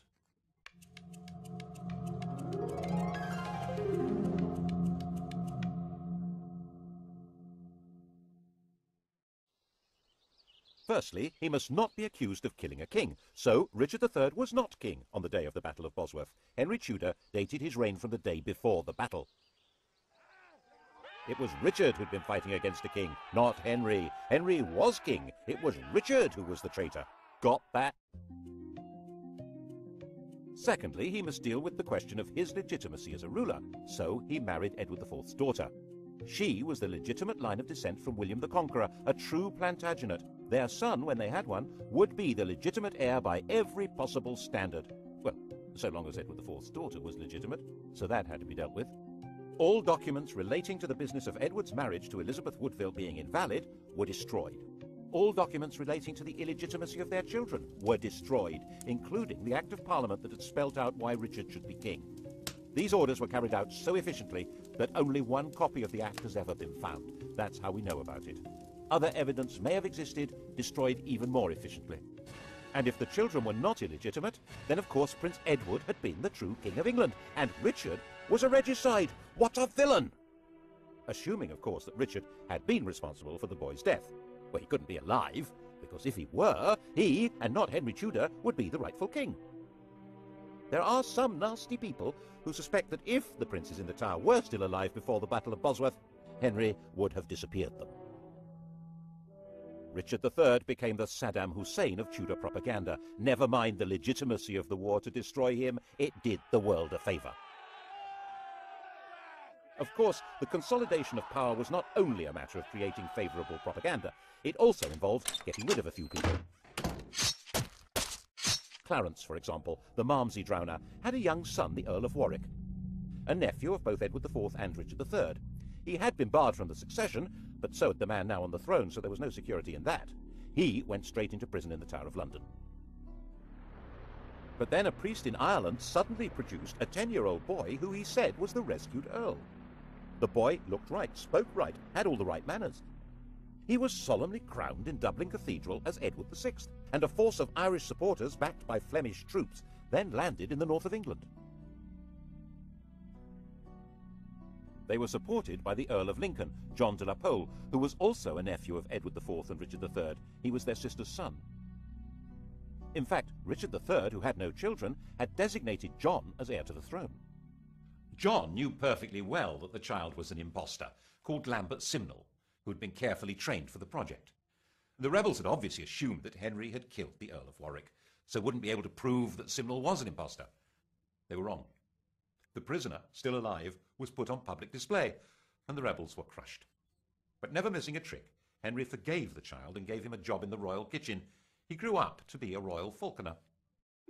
Another impostor appeared in 1492, this time claiming to be the younger of the princes in the Tower, Richard, Duke of York.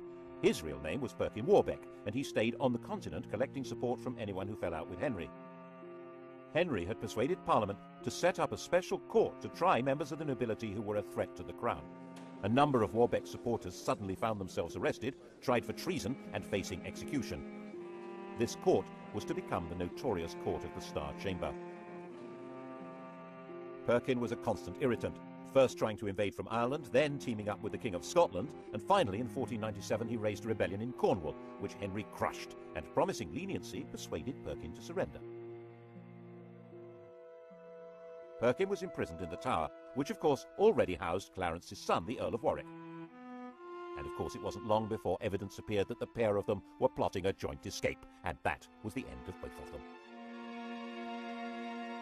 There was one other person with a claim to the throne, Henry Tudor's mother, Margaret. In fact, whatever claim he had, she must have a better one, but no woman had ever ruled England in her own right. And Henry needed a son to inherit the throne.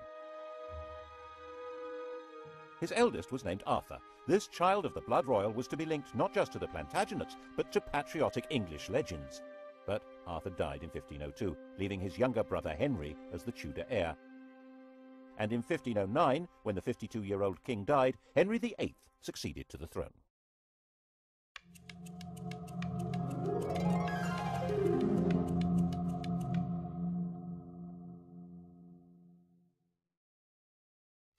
He was the perfect king, a king out of the storybooks.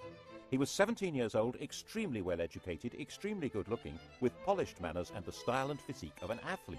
He also had an unchallengeable claim to the crown, and to secure the succession, Henry VIII married the woman to whom he'd been betrothed for 7 years, Catherine of Aragon, his dead brother's widow. The Spanish worried that this was against church rules, and so the Pope granted a dispensation. In fact, this was all rubbish. While the Bible specifically forbids a man from sleeping with his brother's wife, it actually insists that he must marry his brother's widow. Anyhow, 2 years later, Catherine gave birth to a son, but the infant soon died. So did the next. In fact, the marriage only produced one child that lived, a girl called Mary. Henry was effectively all-powerful. There were no great barons anymore in England, and his father had left a well-stocked treasury. Parliament consisted to a large extent of men who depended one way or another on royal favour, and the countryside was controlled by justices of the peace who served the government. You can see the change in the very nature of power from the home of Henry's Chancellor. 50 years earlier, Edward IV's Chancellor had been a Neville, the son of the Earl of Salisbury. In those days, an Englishman's home had been his castle. Middleton Castle, actually. It was his father's home, and that great lord had also been Chancellor. Independently powerful men, based in a mighty fortified palace. But under the Tudors, the great power of the Nevilles had been broken. Middleton Castle was in the hands of the king. When Henry VIII's Chancellor Wolsey built himself a home, it certainly wasn't a castle. It was this magnificent palace, Hampton Court. Glass windows instead of arrow slits and chimneys instead of crenellations. No one needed a fortified house under the protection of a great king. And it was all at Henry's pleasure. If Wolsey didn't deliver what the king wanted, he was entirely dispensable. And that, of course, is what happened. The royal marriage was haunted by the ghost of their dead sons.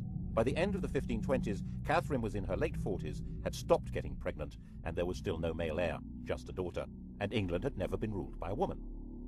Henry, determined to have a male heir, must get rid of his wife. Then he would be free to take a younger bride and make a baby boy. The bride in question, Anne Boleyn, was already well installed in Henry's life.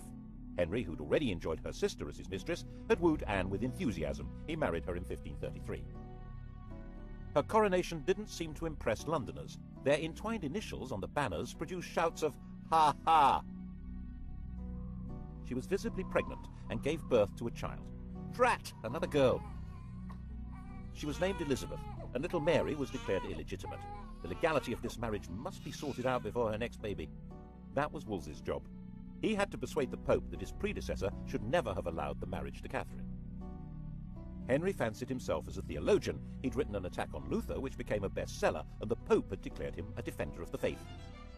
A proud boast which he stuck on the coinage and has remained there ever since. Every English monarch is fid deaf. So he told Wolsey exactly how the argument should be put to the Pope. Wolsey could probably have swung it if he'd been left alone. As it was, he failed and lost his job. And the Pope had also failed. So Henry, the defender of the faith, fired the Pope. To achieve this drastic act, having himself legally declared the supreme head of the Church in England, required an extraordinary shift in power. He had to find a way of giving the nation a voice so that it could say what he wanted. That way was through Parliament. The Church's wealth and power was hugely unpopular. The notion of no longer paying church taxes to Rome was really very cheery. But it wasn't as simple as that. Some people believed that the Pope really did represent divine authority. And for many others, there was a fear that the Pope might excommunicate their customers on the continent if they continued trading with them. With the effective help of a new Chief Minister, Thomas Cromwell, and a new Archbishop of Canterbury, Thomas Cranmer, Parliament passed the necessary acts. By the end of 1534, the King of England had become, legally, the total, overall, supreme ruler of the whole shebang. Once Henry VIII had become head of the Church in England, he was a new kind of king. One immediate consequence of the new order was that he had control of the fabulous wealth of the English Church. It wasn't just the Pope who got the sack. He closed down all the monasteries and nunneries. There weren't all that many people in them, less than 10,000 over the whole country, but there may have been 10 times that number dependent on them. And in areas such as Lincolnshire and Northumberland, there was armed rebellion. One of the rebel leaders was John Neville from that great old family of barons, but the Nevilles were no threat to the modern crown. The rebellions were crushed. And monastic lands were sold off cheap to bolster the treasury, make Henry more popular, and allow successful businessmen to turn themselves into grateful country gentry who would loyally support the crown. The old struggle for power between the papacy and the monarchy had now been decisively settled. Becket, the 12th century archbishop whose defence of church power had led to his martyrdom, had been the most popular saint in England. Henry ordered Becket to be declared no saint, to be tried and convicted of treason, and for his bones to be burned and the dust scattered in the air. Who's in charge now, eh? What's more, in 1536 Catherine of Aragon died, meaning that the problem of the ex-queen had gone away. He and Anne Boleyn dressed in bright yellow to celebrate.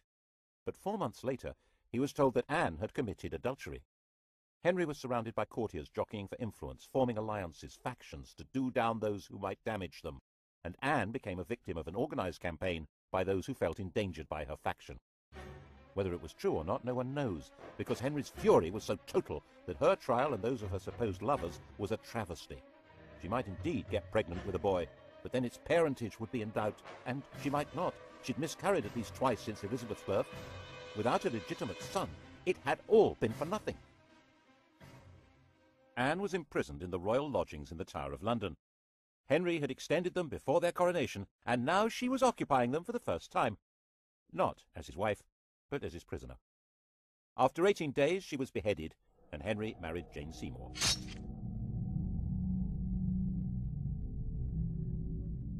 England after the death of Anne Boleyn was a kingdom like no other. Henry ruled in England as head of the church as well as king, like some pagan priest-king. He was the judge of heresy as well as crime. He held the keys to heaven as well as to earthly promotion. That chap in the Vatican was now just referred to as the Bishop of Rome. To even think the wrong thoughts in this kingdom could be treason. That was how the new Chancellor, Thomas More, found himself imprisoned in the bell tower of the Tower of London. Not for what he did, or even what he said, but for thinking that the king should not be head of the church. He was publicly executed on Tower Hill. Henry was terrifying, magnificent, generous, dangerous, and in most people's eyes, the best king England had seen in a very long time. And Jane had a son, Edward. Sadly, she died in childbirth, but the throne was safe. His only problem was abroad, and by 1539 it did begin to look as though the Bishop of Rome might be lining up some muscle against him. But there were now well-established and powerful Protestant princes in Germany, and on the final principle that my enemy's enemy is my friend, Henry married into their world. He got Anne of Cleves for a wife. The defender of the faith, intellectual scourge of the Lutherans, had married one. Actually, neither of them was much interested in theology, or in each other. Henry, now fat, with an ulcerating leg and a vicious temper, thought his 23-year-old wife was plain smelly and lacking in all the graces. He called her a Flanders mare, and they both quickly agreed the marriage was a terrible mistake. Fortunately, it was soon discovered that she had a pre-contract of marriage with someone else, and so there never had been a valid marriage to Henry. The only casualty was Thomas Cromwell, who'd set the whole thing up, and who now went to the block. Well, him and one of Anne's ladies-in-waiting, Catherine Howard. Her destruction began when Moore's ended. She was a kind of well-connected Monica Lewinsky figure, a teenager with sex on her mind who wanted to seduce the most powerful man around. And he fell for her and married her. And when she carried on being sexy and had sex with other men, he flew into another tempestuous rage and had her beheaded. Her lovers' heads were mounted on London Bridge. Henry then decided to marry John Neville's widow, Catherine Parr. She was extremely nervous, but had no choice. She worked hard at trying to keep Henry's temper in check, moderating his ferocity towards people he thought were traitors or heretics, and persuading him to acknowledge Mary and Elizabeth as his legitimate children. His death 4 years later in 1547 was obviously a huge relief.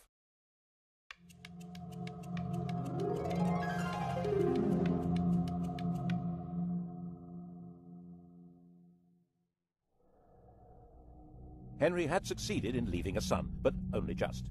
Jane's son, Edward VI, 9 years old, was a sickly child. He was educated as a Renaissance prince, a humanist, and as a Protestant, far more so than his father. He was only a child, and government was in the hands of a council, but in a world of royal tyranny, this child wielded terrifying power. He was precocious, much too interested in theology, and not nearly interested enough in other people. He had a child's indifference to signing death warrants. He died in 1553 when he was 15, having declared his successor to be Lady Jane Grey. Who? Lady Jane Grey. King Edward's closest advisor was a chap called John Dudley, Duke of Northumberland. He, like everyone else, knew that the next in line to the throne was Edward's older sister Mary, and Mary was a committed Roman Catholic, which meant that when she came to power, John Dudley would be in serious trouble. Well, dead, actually. So John had been talking things over with His Royal Little Highness, and they cooked up this bizarre proposal to hand the throne to John Dudley's daughter-in-law, the 15-year-old Jane Grey. She was Edward's first cousin once removed, not exactly next in line for the throne, but Protestant. The hereditary principle was a bit medieval, don't you think? Give that girl a crown. Jane knew absolutely nothing about what was being planned for her, and when she found out that she was to be queen, she fainted in shock. England had been swindled, and knew it.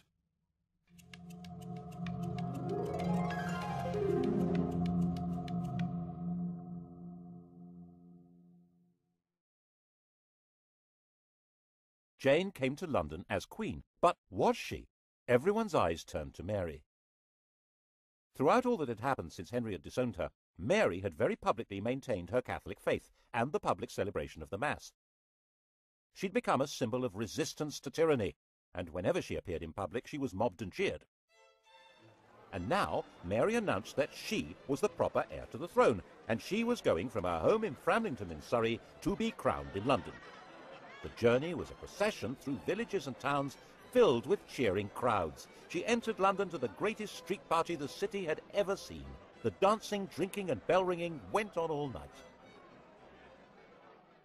After just 9 days as the first woman to rule England, Jane was placed under arrest by her own father, who was supposed to be her chief defender.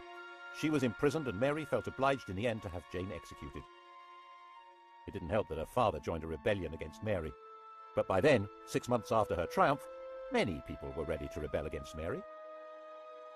The defiant woman who'd stood against tyranny was now on the tyrant's throne. The English didn't actually like the papacy, but Mary did. The English didn't like Spain, but Mary did. She married its king, Philip II. And the English didn't like being forced to subscribe to religious beliefs on pain of death. Mary had 277 people burned alive because of their religious opinions. Bloody Mary. Unable to have children, a bitter invalid, England's second queen died in 1558, 42 years old, the most detested ruler in all England's history. There were celebrations almost as fervent as had greeted her arrival 5 years before.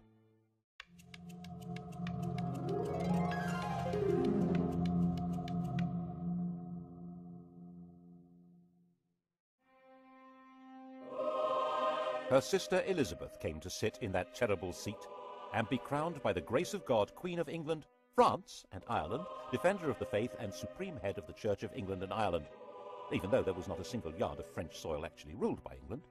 Calais, England's last little piece of France, had been lost just before Mary's death. England had become an island, and its queen would have to be an island too. She couldn't marry because that would create a king who would be either a foreigner like Philip or an opportunist courtier who'd come trailing faction and enemies in his wake. She would be both queen and king, the virgin queen ruling from a tyrant's throne over a people whose support was essential. Monarchy in England was a paradox, and Elizabeth's solution to the paradox was wholly bizarre. The Tudor monarchy had been shaped by the need to create a line of valid, legitimate, male successors. That had not materialized, and now Elizabeth would choose to have no child at all. How would the crown survive? Elizabeth succeeded to the throne when she was 25 years old. By that age, women were generally married with children, but Elizabeth had never had any intention of doing that. Her father had killed her mother. His behavior towards his other wives had been equally dreadful. At 14, Elizabeth had announced that she would never marry. In fact, her survival through Mary's reign had depended on her being free of any association with anyone else. The slightest hint of her involvement with other people could have made her seem to be connected with plots against Mary and would have led to her execution. She stayed mute, giving no sign of a religious, political, or emotional attachment that might destroy her. By the time she came to the throne, the persecutions of her predecessors had left it a stark and lonely place. 9 bishoprics were vacant, there was only 1 duke left alive, and the treasury was empty. She had no close relatives left alive. The heir to the throne was her aunt's granddaughter, Mary, Queen of Scots, a Roman Catholic. No one knew whether Elizabeth was a Roman Catholic or a Protestant. The first test came over the oath of allegiance. Elizabeth insisted that, like her father, people must acknowledge her as head of the church. The bishops, Roman Catholics appointed by Mary, said that in that case none of them would allow her a coronation. Well, all except for the Bishop of Carlisle. He did the honours, and the popular acclamation for the new queen was terrific, and she shouted back, "God a mercy, good people." Elizabeth interpreted her religious role in a new way. She declared that she didn't mind whether her subjects were Catholic or Protestant, so long as they were loyal. She'd survived by being very careful about what she said and did, and that was how she coped with sovereignty. She dared not marry or be touched by scandal, but her every move was watched like any modern royal, maybe more so. To the extent that her laundresses were bribed by ambassadors who wanted to know whether her periods had stopped in case she was pregnant. She made herself look splendid, held magnificent pageants, and eventually seemed to be holding the kingdom together without the rebellions, persecutions, and massacres that had become regular features of English life. She managed this in partnership with an immensely loyal and capable minister, William Cecil, and constantly teasing the world with a showy flirtation with the Earl of Leicester, Robert Dudley. But the love affair she really encouraged was to have the nation adore her. In poetry, paintings, and theatre, she was Gloriana, the magical beauty to whom loyalty and love were equally due, and who had no lover or husband to distract her gaze. The main threat facing her was the possibility of a Catholic plot to replace her with one of the grandchildren of Henry VIII's sister Margaret, either Mary Stuart, Queen of Scots, or Henry Stuart, the Earl of Darnley. Both of them had a valid claim, as not only was Elizabeth excommunicated, she was arguably illegitimate. They were carefully encouraged to maneuver themselves into helplessness. Mary was the more dangerous. She'd been Queen of France until her husband's death, and a ruler of Scotland who had French backing would be a danger to England even without the religious issue. But Mary's education had been unlike Elizabeth's. She'd not lived in fear of her life, but in the indulgent French court. This was not a good preparation for life in Britain, a land of conspiracies and killings. Darnley was a weak man in a weak position, a good-looking, unstable lout. What happened next looks like a cunning plan. Elizabeth pretty much obliged the 19-year-old Darnley to visit the 22-year-old widow Mary, having ordered him not to marry her. The result was totally predictable. And Darnley was a total liability to Mary. Dim-witted and resentful of his lack of power, he was also furiously jealous. And when he thought her advisor Rizzio was having an affair with Mary, he joined a plot that had Rizzio murdered in front of her. She now viewed Darnley, the patsy in all this, with hatred and contempt, and was herself complicit in the plot that murdered him with an explosion. She ended up fleeing her own kingdom and throwing herself on Elizabeth's mercy. Ultimately, a bad place to be. Elizabeth was half the time sure that Mary should be executed to deprive Catholic plotters of a candidate for the throne, and half the time sure that she should do no such thing. Ruling queens were rarer than hen's teeth. For one to kill another really wasn't good. She signed the death warrant, but in a state of real distress. Mary and Darnley had a son, James, and he was now the virtually incontrovertible heir to Elizabeth's throne. She wrote to him confirming that and apologizing for what she'd done to his mother. The very idea that it was legitimate to kill a crowned sovereign was extremely dangerous. Elizabeth was deeply concerned with the rights and powers, the prerogatives of the sovereign. She was very wary of Parliament, which in her view treated every request for taxes as a blackmail opportunity to give itself powers of government. So she tried very hard not to ask for taxes, and her government was parsimonious, mean as possible, and then some. She was determined to protect royal authority. She refused to allow Parliament to refer to England as a state. She said it sounded too much like something to do with the States General, the parliamentary body that ruled the Dutch Republic. That republic, born out of a rebellion against the King of Spain, was in Elizabeth's eyes an unfortunate novelty. It was her ally in her struggle to keep England out of Spain's clutches, but she was nervous that its political ideas might be catching. England was a kingdom. It happened to be ruled by a queen, but as she famously said, one who had the heart and stomach of a king. Of course, Elizabeth's greatest moment was when she managed to see off the Spanish Armada, when Philip II, by far the most powerful ruler in the world, assembled a vast fleet to collect an invasion army from the Low Countries and bring England back into the Roman Catholic Church. The English fleet, genuinely patriotic, genuinely daring, skillfully harried the Armada to prevent it finding a safe anchorage where it could make contact with the landing force.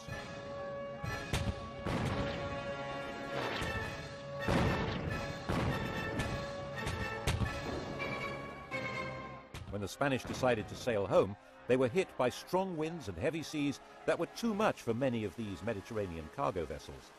So far as the English and the Dutch were concerned, God had blown them away. Philip himself saw it as a baffling defeat that meant God was not on his side. But Elizabeth was still not prepared to ask Parliament for the money to pay her victorious sailors' wages. They were not due to be paid until they came ashore, so their queen left them rotting at anchor. And when messengers came to court to plead for the starving men who'd saved England, they arrived in the middle of extravagant celebrations of the victory and were turned away.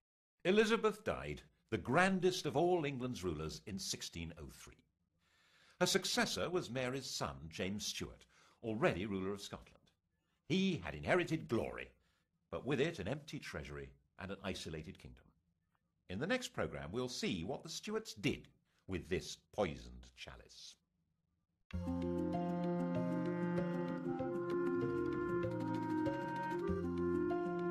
On to the Stuarts tonight at 10, and to test your knowledge of Henry VIII and his 6 wives, Sky Digital viewers press red. Coming up on UK TV history, decisive weapons at Agincourt and in the Falklands, the longbow and the Harrier jet.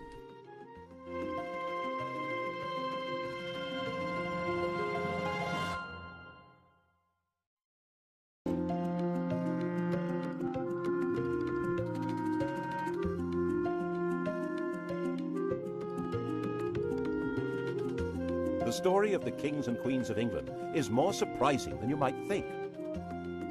It's a fine drama, 1,000 years of tales of lust and betrayal, of heroism and cruelty, of mysteries, murders, tragedies and triumphs. The story of the Stuarts is, when you think about it, the most surprising of all. It's the story of a country deciding that it should abolish the monarchy and become a republic, and then, without any outside force or pressure, overthrowing the republic and making itself a monarchy again. That never happened anywhere else. Why did it happen here?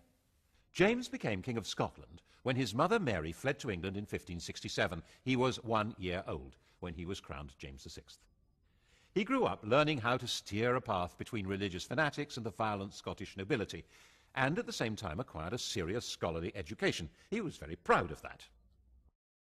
He pleaded for his mother's life, but accepted the fact of her execution by the English Queen Elizabeth.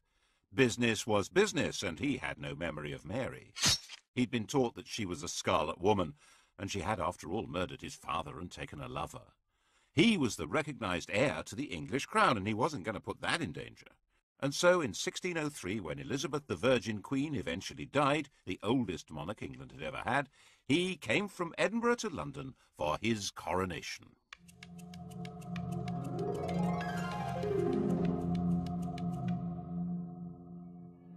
He was openly bisexual. The word in London was that Elizabeth had been a king, and now they had James the Queen. In Latin, of course. By the accident of heredity, England and Scotland were now united in a single kingdom, Britain. Everyone had high hopes of James, especially the Roman Catholics, who thought that his distaste for bossy Scottish Presbyterians would encourage him to lift Elizabeth's restraints on their worship. They were wrong about that. So, a group of well-connected Roman Catholic terrorists planned to blow up the entire political structure at the opening of Parliament in 1605. They brought over an explosives expert from the Low Countries. He organised placing 2.5 tons of gunpowder in a cellar under the Palace of Westminster. It's a sign of how secure England became that for the last 200 years, November the 5th, the anniversary of Guy Fawkes' capture, has been simply an excuse for a fun night of pretty explosions.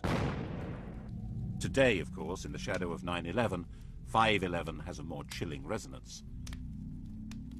Al-Qaeda terrorism has tainted many people's idea of Muslims, which perhaps makes it easier to understand how Fawkes's terrorism affected people's idea of Roman Catholics. Actually, James himself was more sympathetic to high church than to low, because the followers of Protestant sects did not want priests and bishops to do religion on their behalf. In the Protestant view, the godly man has his own Bible, the devil's agent is a priest with a Catholic prayer book. James felt that people who didn't have respect for hierarchy in church would be equally disrespectful of authority in general. No bishop, no king was his fear. And the authority of the king was very dear to him. He spelled out his ideology in masks, theatrical balls, in his new banqueting house in Whitehall. His intellectual take on the job was that he was God's deputy, and that he ruled by divine right as the absolute sovereign power in England. Having been raised in Scotland, he was rather baffled by the idea of common law, the notion that law was in the hearts and minds of the people, expressed through the precedents of the courts and their juries of ordinary folk. But this was the essence of the English system. It had been essential for the Normans to operate that way, as foreign rulers in a land they didn't know, and it had become embedded in the fabric of English life. Henry VIII and Elizabeth had the position of tyrants, but their tyranny required popular consent. They had to be popular in order to rule. James wasn't good at being popular. He was head of a court, a place of factions and favourites, and was grand in a very private way. One example of his sense of power and duty was in his treatment of tobacco. It had been introduced from America by Walter Raleigh, and Elizabeth had felt rather alarmed by it. It made her feel ill. She bet Raleigh that he couldn't weigh the smoke that came out of a pipe. Raleigh knew how to perform. He weighed an ounce of tobacco, smoked it, weighed the ash, and the missing weight was the smoke. Elizabeth laughed and paid up, saying she'd seen men turn their gold into smoke, but this was the first time she'd seen smoke turn to gold. James's whole approach was different. He disliked smoking and felt it was his duty to protect his subjects. But he was a rational man, a teacher, so he wrote a pamphlet, Counterblast to Tobacco, explaining that it was loathsome to the eye, hateful to the nose, harmful to the brain, dangerous to the lungs, and in the black, stinking fume thereof, nearest resembling the horrible Stygian smoke of the pit that is bottomless. He wanted to persuade people by the force of his argument, so he published it anonymously. Of course, no one took any notice. So, as the wise and kindly father of his people, he banned the growing of tobacco in England and increased the customs duty on tobacco by 4,100%. And reissued the pamphlet with his name on it.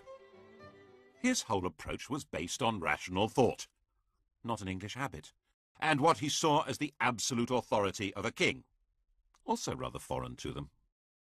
And his authority was not backed by any army, and his income was too small to run both the court and the government. The regular royal income came from rents on lands, feudal dues, and customs duties. But the flood of gold and silver coming to Europe from the New World had created inflation, reducing the real value of that income. Medieval government was designed for rather static farming economies and vast estates. Towns, run by common folk with special liberties granted in charters, had been useful little add-ons. But now international and intercontinental trade had blossomed. The nobles had declined, the towns had become major financial centres. Inflation, the growth of Protestantism, a lack of respect for traditional authority, the emergence of assertive members of Parliament, none of this was restricted to England. But in England it had a slightly different flavour. Everywhere else the ruler made the law. He was the law. But not in England. Kingship existed under the law. James simply didn't understand this. He was certain that the job of king meant being above the law. And being James, he not only understood this was the problem, but said so as a matter of principle. And when the Lord Chief Justice disagreed, the Lord Chief Justice got the sack. James was, people said, the wisest fool in Christendom. He needed to raise taxes, but taxation was always regarded as a special event. Taxes might be levied if there was an emergency need for cash, but the law said that this could not be done without the agreement of Parliament, which gave the Commons the chance to present demands to him. They expected what was called redress of grievances before granting him supplies. And these were exactly the kind of people who tended to be Puritans, low church, with no real sense of proper deference to people better born than themselves. So he avoided that as much as possible. His way of life didn't help either. His diversions were hunting, an obsession, and pretty young men, another obsession. Right at the start of his reign, he took up with a pretty young Scot who'd been his page. Robert Carr was given the estate of the executed Walter Raleigh and quickly became a viscount and a privy councillor. When Carr decided to wed the married 17-year-old Countess of Essex, who hated her husband, James helped to sort out the divorce. The Countess's family, the Howards, detested Carr but realised this was the best way to get into favour at court. Carr's close friend, Sir Thomas Overbury, tried to warn him off that filthy, base woman, which annoyed the Countess. So the sweet young couple poisoned Sir Thomas, which opened the door eventually to the Howards' enemies, who exposed the murder plot to James, while providing him with another very beautiful young man, George Villiers, to take Carr's place. Carr and his wife were sentenced to death, and Villiers, whose legs were wonderful, became the Duke of Buckingham, and the murderous couple were pardoned. James wasn't exactly a Puritan's role model. At the time King James died, aged 58, in 1625, the King and the Puritans were set on course for a direct collision, and his son Charles wasn't going to change direction. The new king was 25 years old, gauche with a nervous stammer, but deeply conscious of his place as God's anointed ruler of Britain, the new father figure, and he played the part of absolute ruler as well as he possibly could.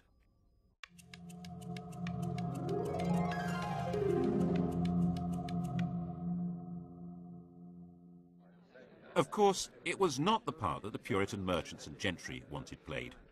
They refused to grant taxes without being allowed a role in government, so Charles tried to manage on the sources of revenue that didn't need parliamentary approval. The most celebrated example was when he levied ship money. An ancient law was unearthed obliging seaports to provide ships in times of war. True, there was no war, but there were pirates, weren't there? In 1634, Charles made his demand and told the ports they could pay cash instead, ship money. This engraving was published to make people proud of paying up. And then the next year he extended the demand to inland communities. Otherwise, it would be unfair. It was obvious that if he got away with this, he'd have reinvented taxation under another name and would never need Parliament at all. The entire nation had steam coming out of its ears. One wealthy Buckinghamshire man, John Hampden MP, refused to pay and was hauled into the Court of Exchequer. Hundreds of people tried to jam into the court to watch. Of the 12 judges, 7 found for the king and 5 for Hampden. Since the king had thought he controlled the judiciary, this was a moral victory for Hampden. Things were made worse by Charles's actions as head of the church. He regarded Puritanism as fundamentally seditious, which made many people think he was really a closet Roman Catholic. He wasn't, but he was determined to impose a uniform system of worship which was decidedly high church. And that simply added to the anger of a growing Puritan class. And in Scotland, it was met by direct rebellion.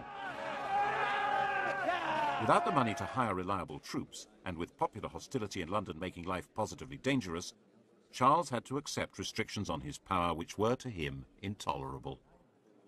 In 1641, he agreed Acts of Parliament which took many powers from him, including the right to dissolve Parliament and the right to raise customs duties without its consent.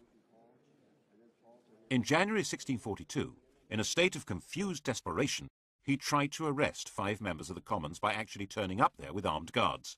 He failed, and faced with violent anger in the streets, he fled from London. In November, the now inevitable civil war began.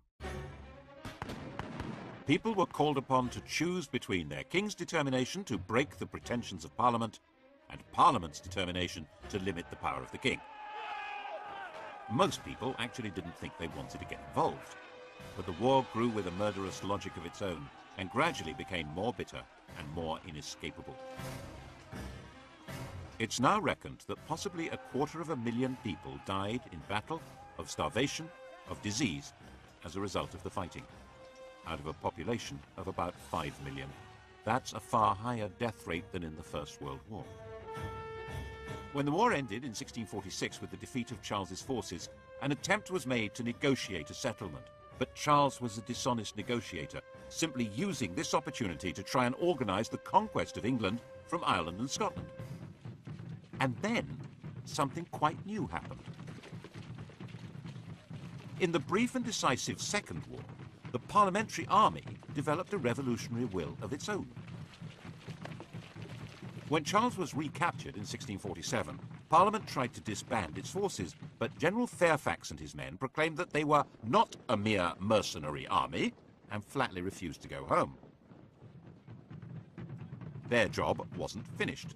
The revolution had to be completed.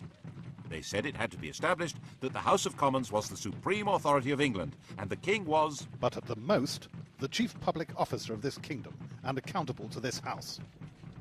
That was in September 1648. The Commons said, "Don't be so silly." You are exceedingly deceived, for God gives the king his authority.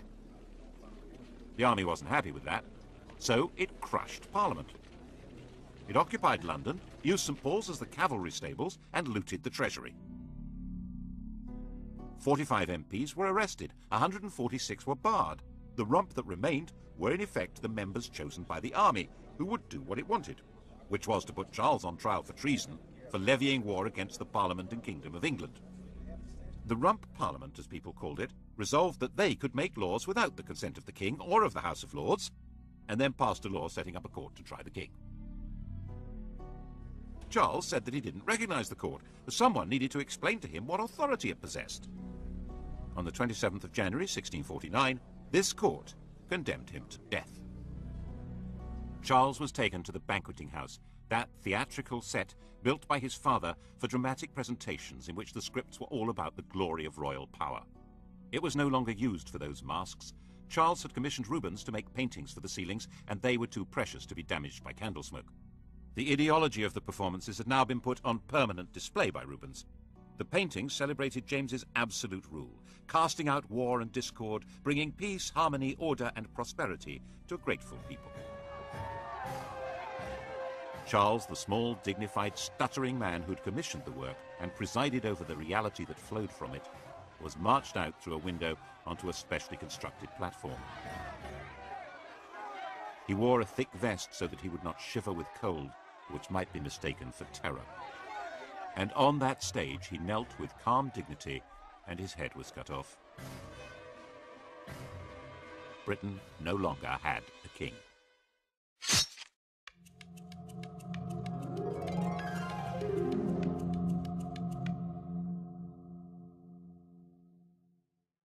A week after the execution, Charles II was proclaimed king in Scotland.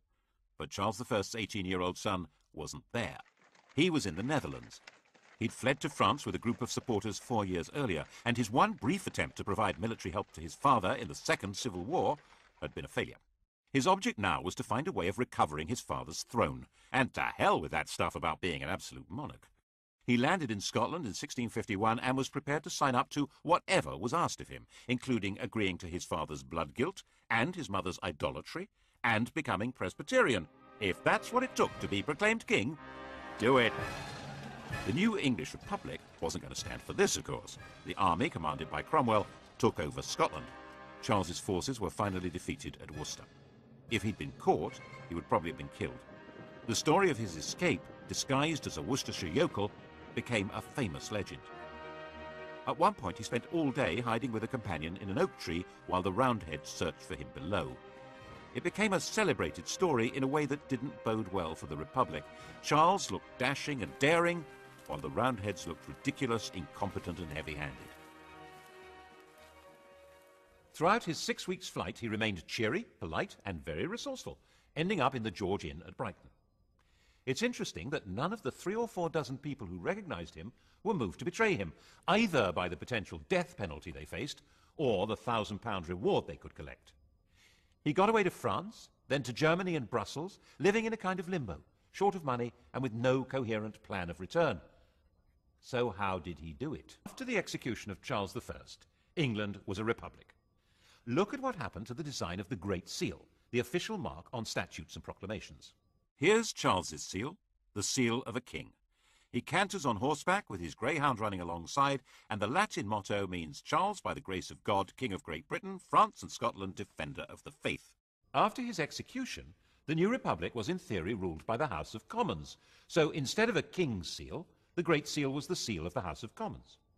It shows the Commonwealth, a map of Britain, and on the other side are the Commons themselves. And the motto simply says, 1651, in the third year of freedom by God's blessing restored. In English. Didn't last, though, because the real power wasn't the House of Commons. It was the army. For a while, the army was too busy to take much notice of England. It was occupied with the destruction of Ireland, where a large part of the population were irredeemably loyal to Catholicism and the monarchy. But when it finally turned round and looked at England, it found that there still hadn't been a thoroughgoing Puritan revolution. So, in 1653, Cromwell, the army's most powerful general, cleared the Commons at sword point and installed a new parliament, which he thought would be more capable of bringing about a revolutionary transformation of society. His own Chamber of Righteous Puritans, the so-called nominated parliament, turned out to be no more to his liking, and he dismissed that too, installing himself as the Lord Protector. And the Great Seal was now his own. It shows Oliver Cromwell on horseback, just like Charles, but stepping out very stately rather than cantering with a greyhound.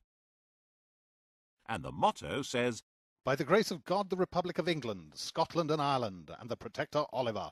In Latin. In what sense was this a republic? However unwillingly, and he kept protesting his unwillingness, Cromwell was driven by his own belief in the divine right of revolution to run the country as a militarized kingdom for Puritan saints. There were now 11 districts, each run not by the people, but by major generals. These military ayatollahs collected taxes, ran the courts, and controlled public morality. Theatres were closed along with brothels and gambling dens. Horse racing and cockfights were banned. Everyone had to go to church, stay sober and morally upright. Pagan festivities, like Christmas, were banned. Mince pies were forbidden. Oh, it must have been great. In 1656, a newly elected parliament made it clear they wanted to return to the old constitution. They reopened the House of Lords and offered Cromwell the title of king. He seriously considered it. And although he turned it down, perhaps because the army would have turned against him, 2 years later, on his deathbed, he nominated his eldest surviving son as his successor, like any other king. Very few people cheered Lord Protector Richard Cromwell. Who was he? Not crowned, not acclaimed, not the leader of an army. People called him Tumble-Down Dick, and that's pretty much what happened. Early in 1660, one of his father's commanders, General Monk, seized London and summoned a special parliament to invite Charles II to return to the throne. If you're going to have a king, it might as well be one with the right credentials. Tumble-Down Dick became a private citizen. He changed his name and became a lodger in Cheshire. 30 years later, he wrote to his daughter that his safety was to be retired, quiet, and silent. He would have made a good constitutional monarch. But while the English may not have been quite sure what they did want, they now knew exactly what they didn't want. Anything run by soldiers or Puritans. No matter what else would happen in the world, England would never again let a military man have any political power. And a deep and abiding suspicion had been created of anyone who looks like a revolutionary or a religious enthusiast. Actually, this explains a lot about English history. Most countries were at some time in the last 300 years infected by revolutionary fervour or ideological passion. But England, it seems, has been vaccinated. It's been pretty much immune to political feverishness. Still is, I think.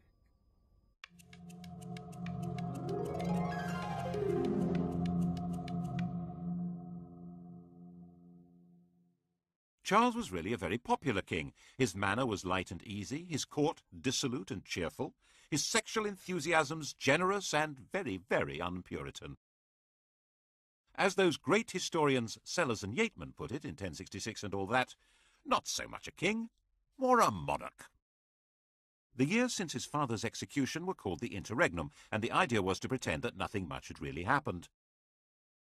The parliamentary records for those years were torn up. An Act of Parliament gave the new king control of the armed forces, and Parliament agreed to give him an inadequate annual revenue. 10 of the people who'd been involved in the execution and trial of Charles I were themselves put on trial, and then hanged, drawn, and quartered. Cromwell and 3 other military commanders of the Parliamentary Army were also put on trial. They didn't put up a very convincing defence, being dead.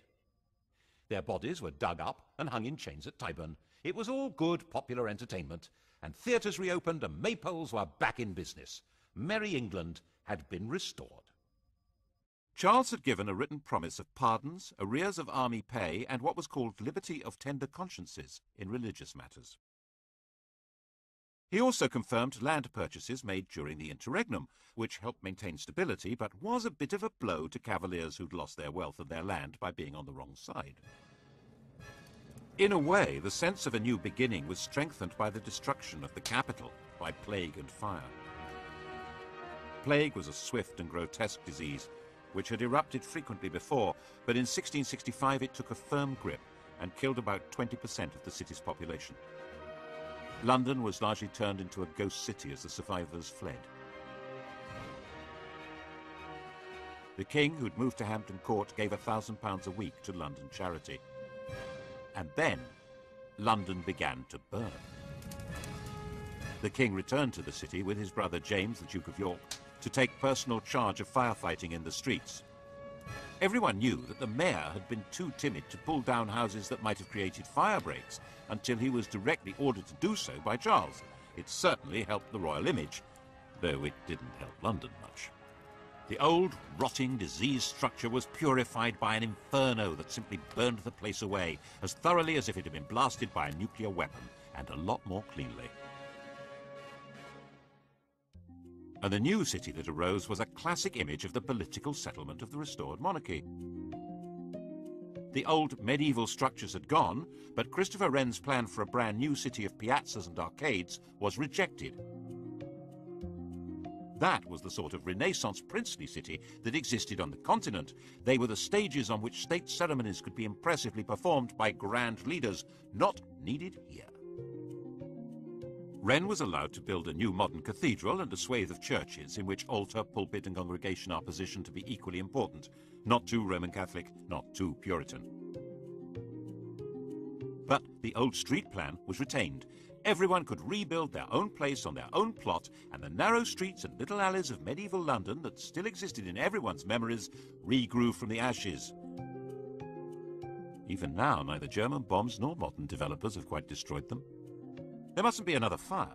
Laws would insist on flat fronts, no overhangs, more brick. But the old city that had no overall plan, not even a basic map, reappeared with modern improvements designed not for a new life, but for a better continuation of the old one. Exactly.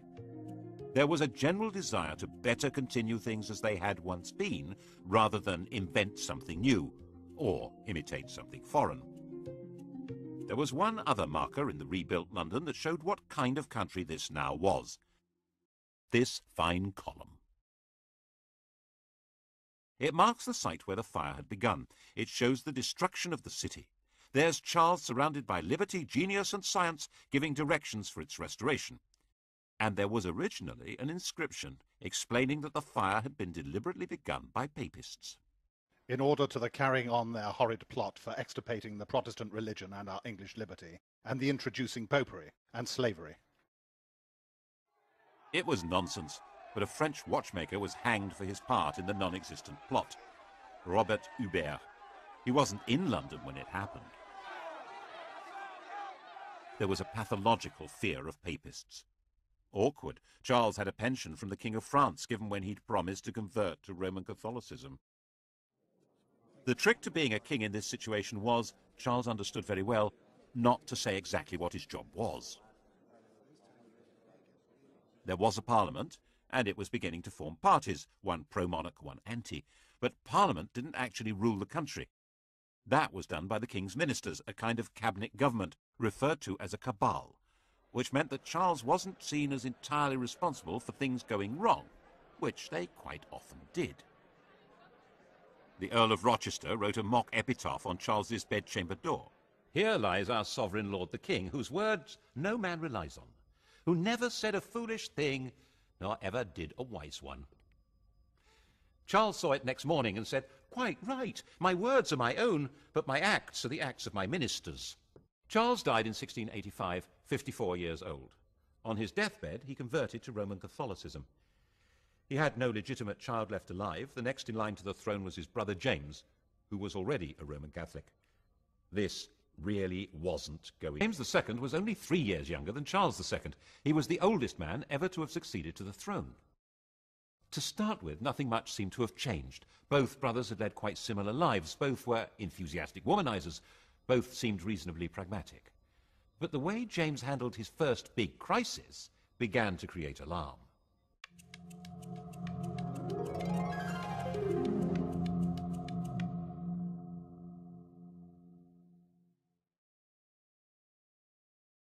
The restoration of the monarchy had obviously not been welcomed by everyone.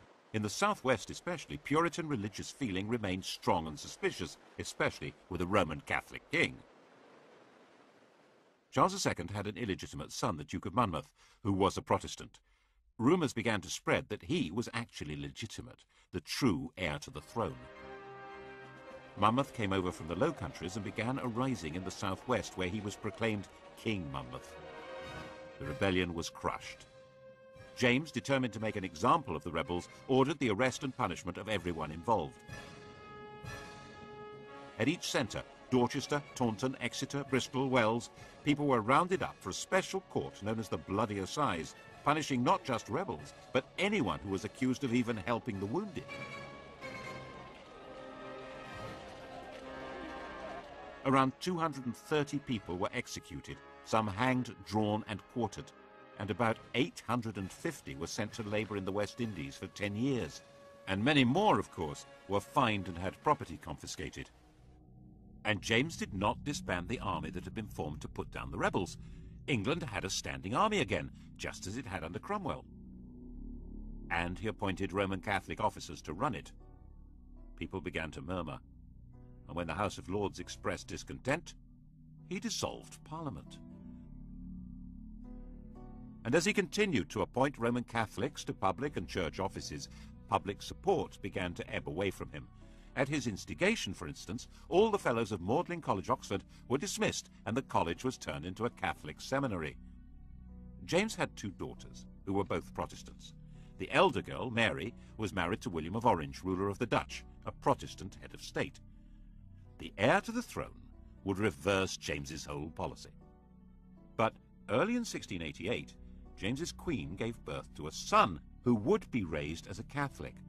This was, he thought, excellent news. It made him more secure. He was wrong. It sealed his fate.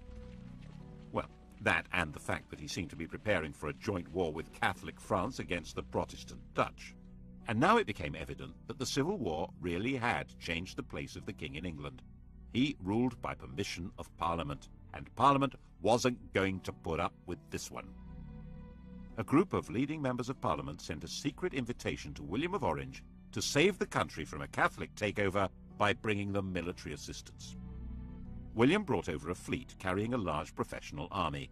James tried to block it with his own fleet, but the winds were against him, and William landed unopposed in November 1688 at Tor Bay. The West Country had its own score to settle with James. And James simply panicked. The army wasn't behind him. Parliament wasn't. London wasn't. He was going the same way as Tumbledown Dick. In the middle of the night, he scurried out of Whitehall Palace by a secret passage. He got down to Sheerness, throwing the Great Seal into the Thames on the way. Ha! That'll fox him! It didn't fox anyone. He was captured by local fishermen. Eventually, William gave him permission to go to France, and no one had the faintest idea what to do next. William hadn't come to depose James, but to give military backing to Parliament in their quarrel with him. James had quite obviously quit, abdicated, gone, taking his son with him. England, having failed to be a republic, had failed to be a monarchy. It was a bit of a puzzler. Perhaps William should declare himself king by right of conquest. He didn't think so. Parliament wanted Mary to take the crown, James's daughter after all, but she insisted that her husband was boss, and he didn't intend to play the Duke of Edinburgh role, 2 paces behind the ruling lady. This short, stooping, asthmatic man with bad teeth was tough and shrewd. He was himself a grandson of Charles I and wouldn't make a humble consort. In the end, a deal was struck. They would both be sovereigns, Mr. and Mrs. King and Queen, by the invitation of Parliament.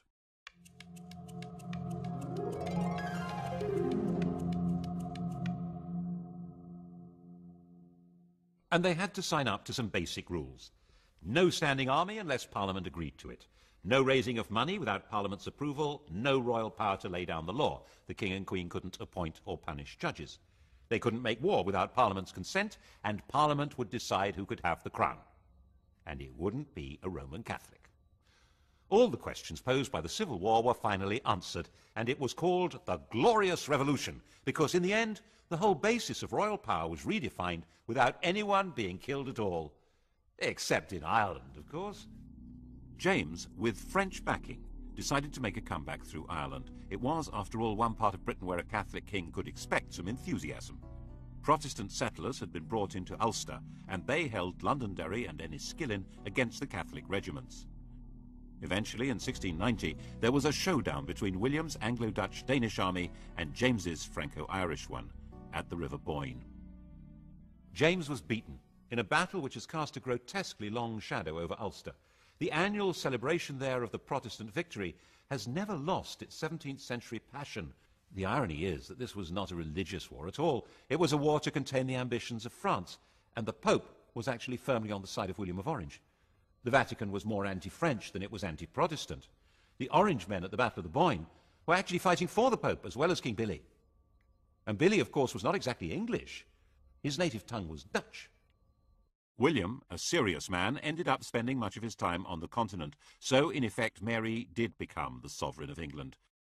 But at the end of 1694, she died of smallpox.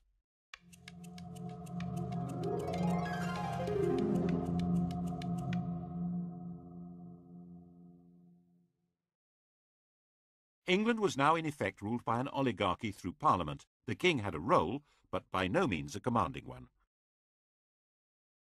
Part of that role, as he saw it, was to push forward religious tolerance in a fundamentally intolerant country. Tolerance does have its limits. At his death in 1702, the question of the succession had already been agreed and settled. The crown passed to Mary's sister Anne.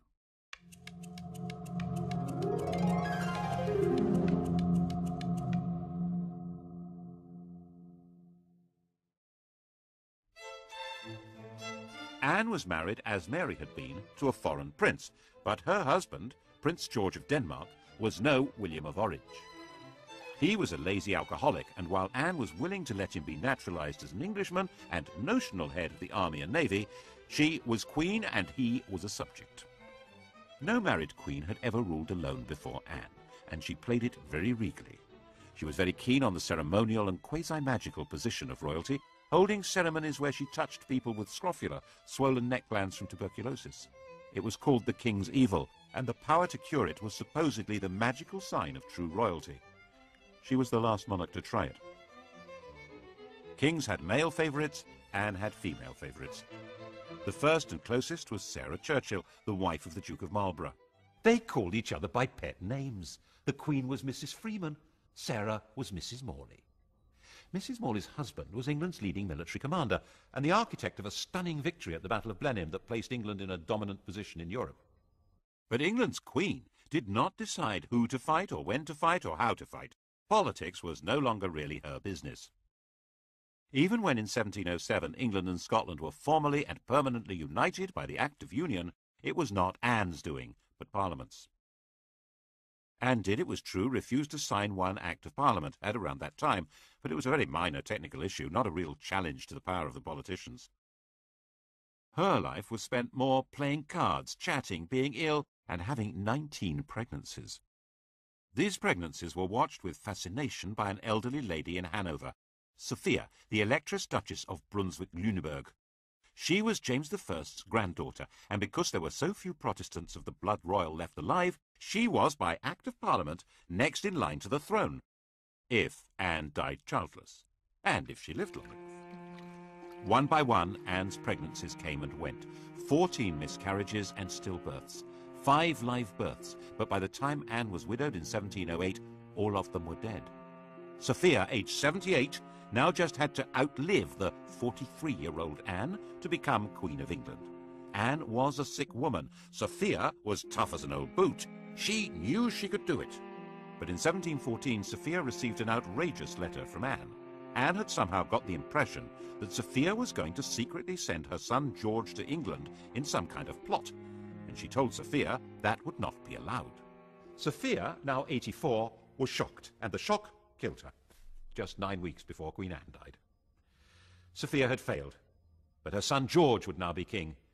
In theory, a very weak constitutional monarch, but that hardly explains why 65 years later Englishmen launched a new war against royal tyranny and thousands were killed.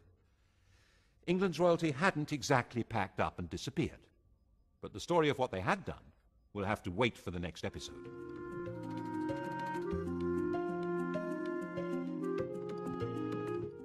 Lust and madness loom large in the colourful reigns of the Georgians tonight at 10 o'clock.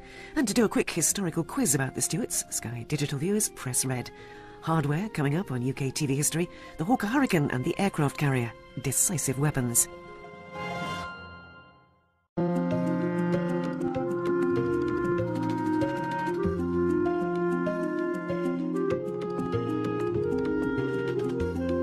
The story of the kings and queens of England is more surprising than you might think. It's a fine drama, 1,000 years of tales of lust and betrayal, of heroism and cruelty, of mysteries, murders, tragedies and triumphs. And it's also quite unlike the history of other countries' royalty. The thing about the kings and queens of England is that they're totally different from anywhere else, which probably explains why they're still in business, when almost everywhere else they've either been given the chop or have stopped being regal. This programme looks at England's monarchs from the death of Queen Anne to the accession of Victoria. Well, Britain's monarchs, actually. And if you look at Europe at the start of this story in 1714, you'll see just what I mean. A European king is an absolute ruler. Louis XIV, Peter the Great, Philip V of Spain, Frederick William of Prussia, all men of unlimited power. It's not like that in Britain. Queen Anne has died. There are no Protestant Stuarts left. The Protestant line to the English throne now passes through James's granddaughter, Sophia, who had married a German prince with the title of Elector of Hanover, and then from her to her son George Louis, who's inherited that antiquated title. Into one quarter of the royal coat of arms pops the amazingly complicated device of a 54-year-old German princeling. And when he comes to England for his coronation, he knows perfectly well that he's not going to be anything like those other rulers. He will be almost powerless. So it really doesn't matter that he can't speak a word of English. At the opening of Parliament, King George stood in silence while his words were read by the Lord Chamberlain. The crown that had belonged to Normans, French Plantagenets, Welsh Tudors and Scottish Stuarts had now passed to the German Hanoverians. The new king's son, George Augustus, arrived from Herrenhausen to take his seat in the House of Lords as Duke of Rothesay, heir to the throne. Before leaving Germany, he proudly declared, "I have not a drop of blood in my veins which is not English." Rothesay, of course, is a Scottish dukedom. George Augustus did share one trait with his father's English subjects, a hearty dislike of King George, and for the same reason. 20 years before George became King of England, something very mysterious had happened to his wife's best friend, the dashing Count Königsmarck. His wife, Princess Sophia Dorothea, had come to detest her husband, who spent his time either engaged in endless European wars or enjoying his various mistresses. Königsmarck tried to help her escape from Hanover. He failed. The Count simply disappeared from the face of the earth. Actually, his body was shoved under the floorboards of the princess's dressing room. And the princess was banished and imprisoned. Her son, George Augustus, never forgave his father. In fact, father-son detestation would be the defining mark of the Hanoverian dynasty. They thrived on it. The English weren't too keen on that sort of behaviour either. They might have been more sympathetic if they'd approved of the two mistresses that George brought with him, but they called them the Maypole and the Elephant, and decided they were simply greedy Germans with their snouts in the trough. And there were Scottish noblemen who thought that with George lacking support in England, this might be an opportunity to hand the throne back to the Stuart family, and in particular to James II's son, living in France and known as the Pretender. The French thought this would be a great idea. Louis XIV's mistress, Madame de Maintenon, even presented him with a song to be sung on his accession. It had originally been written for Louis to celebrate his recovery from a surgical procedure on his bottom. She translated it for the man who should, she thought, be James VIII of Scotland, and, why not, James III of England. God save a gracious King, long live a noble King, God save the King. The song turned out to be a bigger hit than the man. The Jacobite Rising of 1715 was a complete flop, and after spending a couple of months wandering around the Highlands, James went home to France. George's throne was safe. He spent every winter in Hanover and left the government of England to his ministers.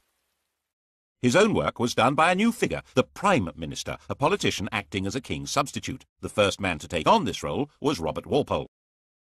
Since Walpole didn't speak German, the pair of them communicated in schoolboy Latin. King George died a sudden death in 1727 while in Hanover, aged 67.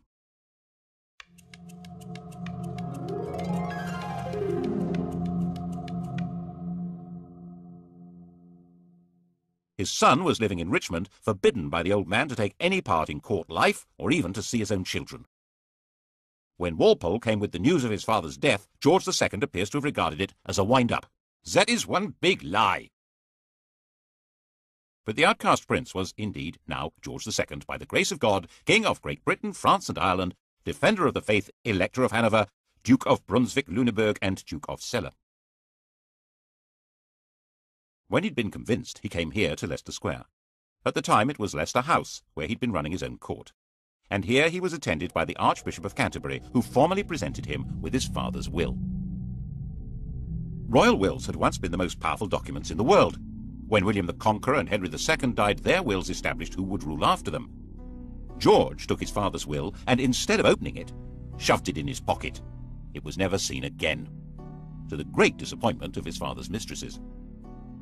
George II's wife, Queen Caroline, had very firm ideas on what should happen next, and her husband was quite obedient.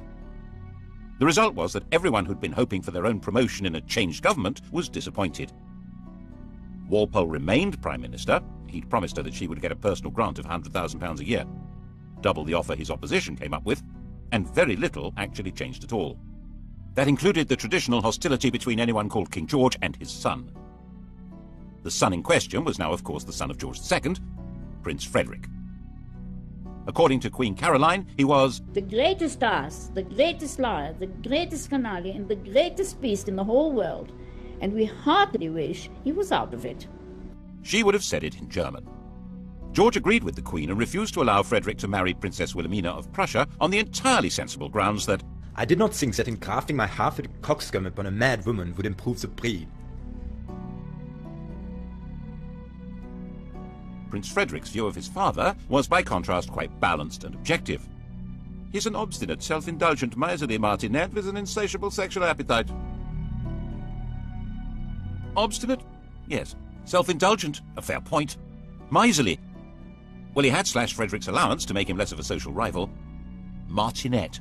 Well, certainly a man of relentless and determined regular routine. And the sexual appetite?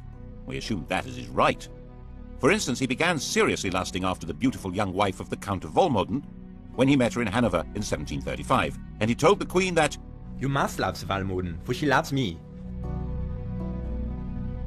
The popular view of the king was that he was a randy buffoon. He seems to have been flattered by the jokes about his sexual efforts.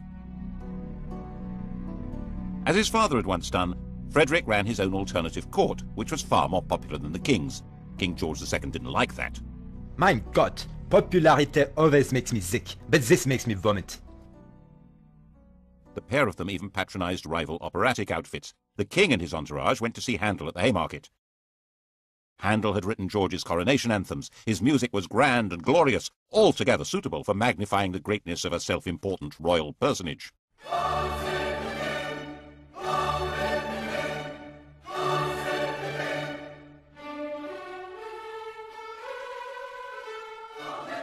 The prince and his crowd stayed away. They went instead to the Theatre Royal in Lincoln's Inn Fields.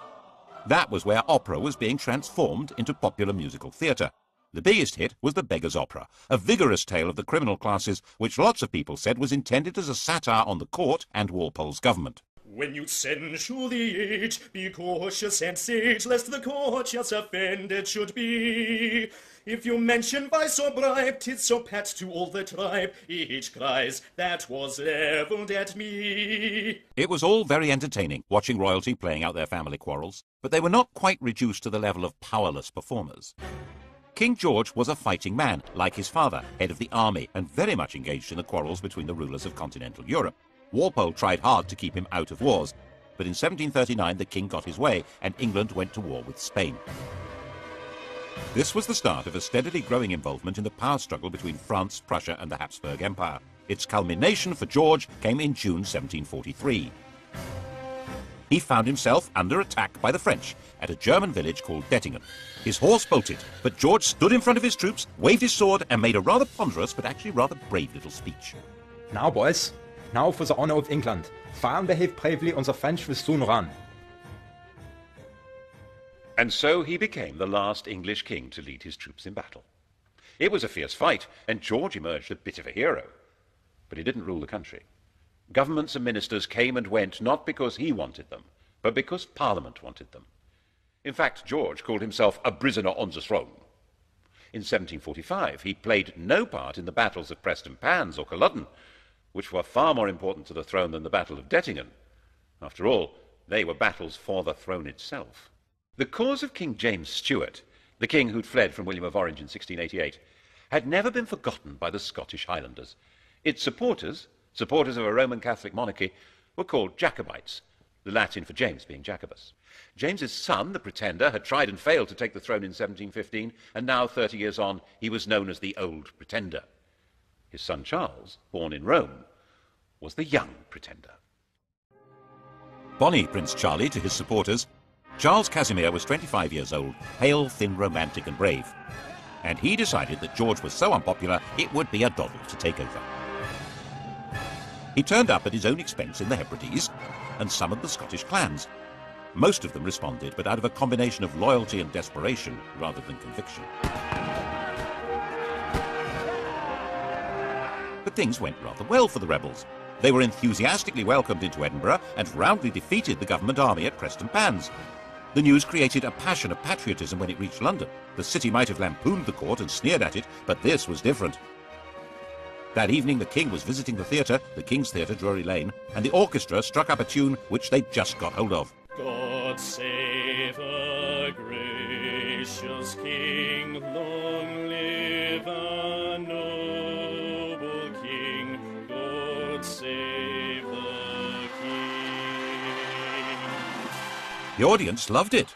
None of them knew that it had been the Old Pretender's music, or the King of France's. The song had changed sides and became the national anthem. Actually, it became everybody's anthem at one time or another. Frenchmen, Germans, Russians, Swiss, Liechtensteiners, Swedes, Danes and Americans have all swelled with patriotic pride to exactly the same tune. But when God Save the King became London's big hit, it was because no one could see how the king would be saved any other way. Marshal Wade, the best officer in the government army, said that Scotland was lost and England would fall prey to the first comer. Lord, grant that Marshal Wade may by thy mighty aid victory bring. May his sedition hush, and like a torrent rush, rebellious Scots to crush. God save the King. The rebels took Manchester, then Derby. London trembled, but not as much as the clansmen. They'd marched expecting England to rise in their support and the French to invade. Instead, they had no support at all. Most fundamentally, they realised that the English would never accept a Roman Catholic king. They'd outflanked a large English army, but it was now on their tail, and another was coming up from London. So back they went, and the clansmen were finally slaughtered in their thousands at Culloden in April 1746. Charles hid out for months in the Scottish Islands, hunted through the mountains by troops and with a price on his head, but protected by tribal loyalties until he finally escaped back to France. And the clan culture of the Highlands was systematically and ruthlessly extirpated. Clans were dispersed, their leaders imprisoned or executed, plaid and weaponry and bagpipes were banned. The would-be Charles III made a bizarre secret return to England in 1750, where he converted to Protestantism and expected this would encourage his supporters to have more hope. They were more impressed by his degree of attachment to the bottle. Not so much the king over the water as the king under the table. King George was in no danger now. George also found his other great enemy removed. His son Frederick died in 1751. He'd been hit hard in the stomach by a tennis ball, and the resulting abdominal ulcer burst and killed him. The new heir to the throne was a 12-year-old child, Frederick's son, George. But the great problems of the kingdom were outside the king's grasp. His country was now a great imperial trading power, with huge involvements in India, the East Indies, North America, and the Mediterranean. So was France. At the same time, continental Europe was constantly boiling over into war, and Hanover was in the middle of that. In 1756, the great powers finally locked horns in a do-or-die struggle that would girdle the whole world. This would become the 7 Years' War. It was truly the First World War. Britain fought in the name of its king, but that king now neither directed policy nor took part in the battles. A new world. In fact, affairs were so far out of the king's control that when he dismissed ministers he didn't like, they came right back again. So far as the English were concerned, this was just how things ought to be. Englishmen were entitled to liberty. The despots were on the other side, Catholic France and Austria. Their whole life, commerce, industry, and fighting force was directed by royal tyrants who ruled over starving and powerless peasants. And on the other side, Protestant Britain, whose commerce was run by men of business, whose industry was directed by free tradesmen, whose army and navy were run by heroes and manned by proud free men, and whose court was the centre of society, not of autocratic power. And that was how many of the British really did see it. Of course, they were also fighting despotic Prussia, but that was a minor detail. The general perception was that this was a war of free Britons against European despots. Poor George died at the height of the war in 1760, and it didn't matter at all.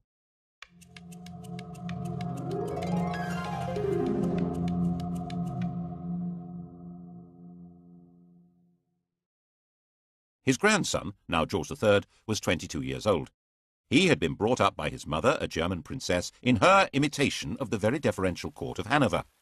He learned the European idea of what a king should be, an enlightened despot whose power was absolute and was to be used for the benefit of mankind.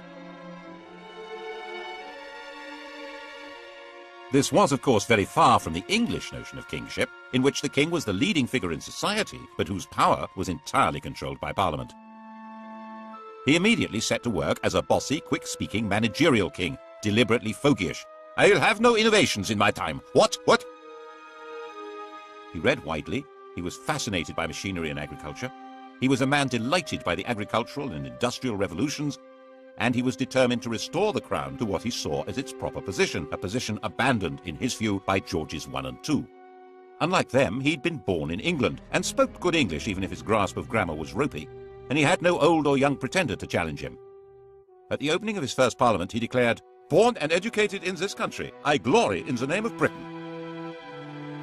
Parliament was controlled by one party, the Whigs, effectively an oligarchy of rich men who ran the country by a system of bribery, patronage, and nepotism. George felt that it was his job to improve matters. And so began the most catastrophic reign since James II. If it hadn't been for George III's attempt to turn back the clock, the inhabitants of New York might still be using British passports, and the inhabitants of Los Angeles and Miami, Spanish ones. Now there's a thought. To break the power of the Whigs, he set about creating what was almost his own political party, a group of MPs known as the King's Friends. He took back the power of distributing positions and favours from the government and did it himself, so he soon built up a collection of political dependents. His first objective was to bring an end to the war. He didn't at all share the anti-French views of the Whig Prime Minister, William Pitt. It took a lot of political manipulation, but in 1763, with Pitt removed from power, a peace treaty was signed. By this stage, the war had actually been won. Pitt's policies had resulted in Britain becoming the dominant colonial power in the world. Britain was more or less undisputed ruler of North America, India, the Caribbean, and much besides. And George took the credit, the glory, and tried to take control. At the end of the 7 Years' War, in 1763, the King of England ruled over more of the world than any man since Genghis Khan. an empire about 5 times larger than Rome. Of course, he wasn't in the position of an Asiatic tyrant, or even your common or garden European despot. His control would have to be through Parliament. His power was limited to choosing ministers, and even that wouldn't work if Parliament and the country wouldn't stomach him, as George kept finding out. His solution was to do all he could to increase his own influence in Parliament, in effect get stuck right into political intrigues. Since it was illegal to report parliamentary debates, people became very suspicious of what was going on. He spent huge sums on trying to influence elections and would even personally go out canvassing. On one occasion, for instance, bustling into a draper's shop, saying, "The Queen wants a gown," announcing who to vote for, and rushing out again. And since George was closely engaged in politics, people naturally blamed him personally when things went wrong. When Parliament rejected a bill that would have helped the Spitalfields weavers, the weavers marched off to find the king at Wimbledon. Shades of the Peasants' Revolt. George listened to their complaints and persuaded them to go back home.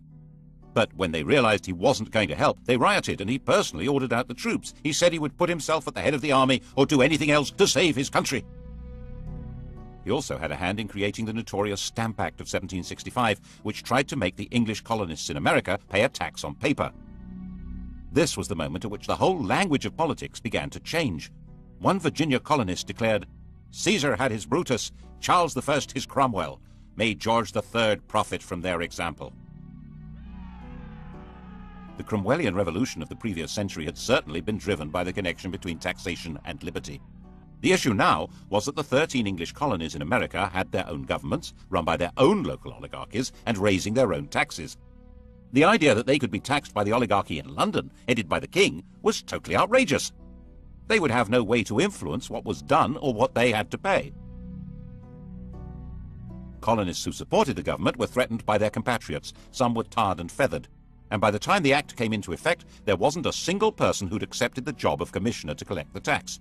It had to be repealed. There was similar alarm in England, as in his attempt to control Parliament, George arrested his leading critic there, John Wilkes.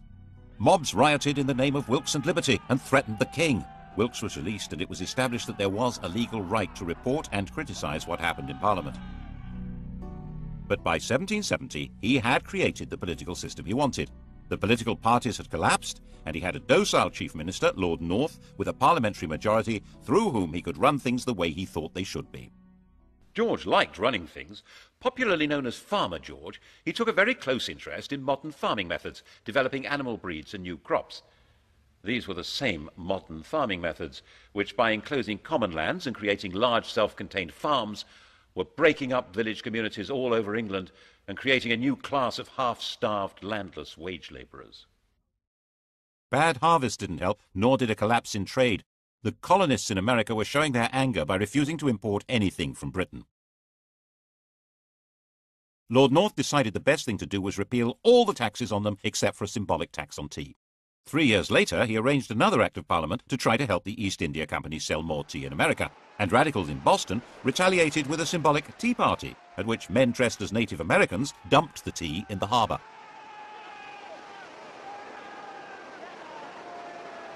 The reaction in England, stirred by the popular press, was that the colonists must be punished. George certainly shared that view. Blows must decide whether they are to be subject to this country or independent. Misunderstanding the strength of feeling and of organisation against them, the government tried to use too little force and triggered a full-scale rebellion. The rebel colonists proclaimed their independence in 1776, and with the backing of a large part of popular opinion in England, George was determined to fight them and crush them. The result, as many less warlike Englishmen had been warning, was disaster for England. Even Lord North wanted out, but George was in charge. The American Revolutionary War became a campaign not against unjust government or English rule, but against the very principle of monarchic government. George's determination to be active in government and place himself at the heart of politics created a new republican movement, a language in which to attack the rule of kings. The Peace of Versailles in 1783 forced Britain to recognize the United States of America. 6 years later, their host at Versailles, Louis XVI of France, was himself called on by a revolutionary crowd who carried him off and set up their own republic. The process of destroying monarchy was underway. Did George understand what he'd done?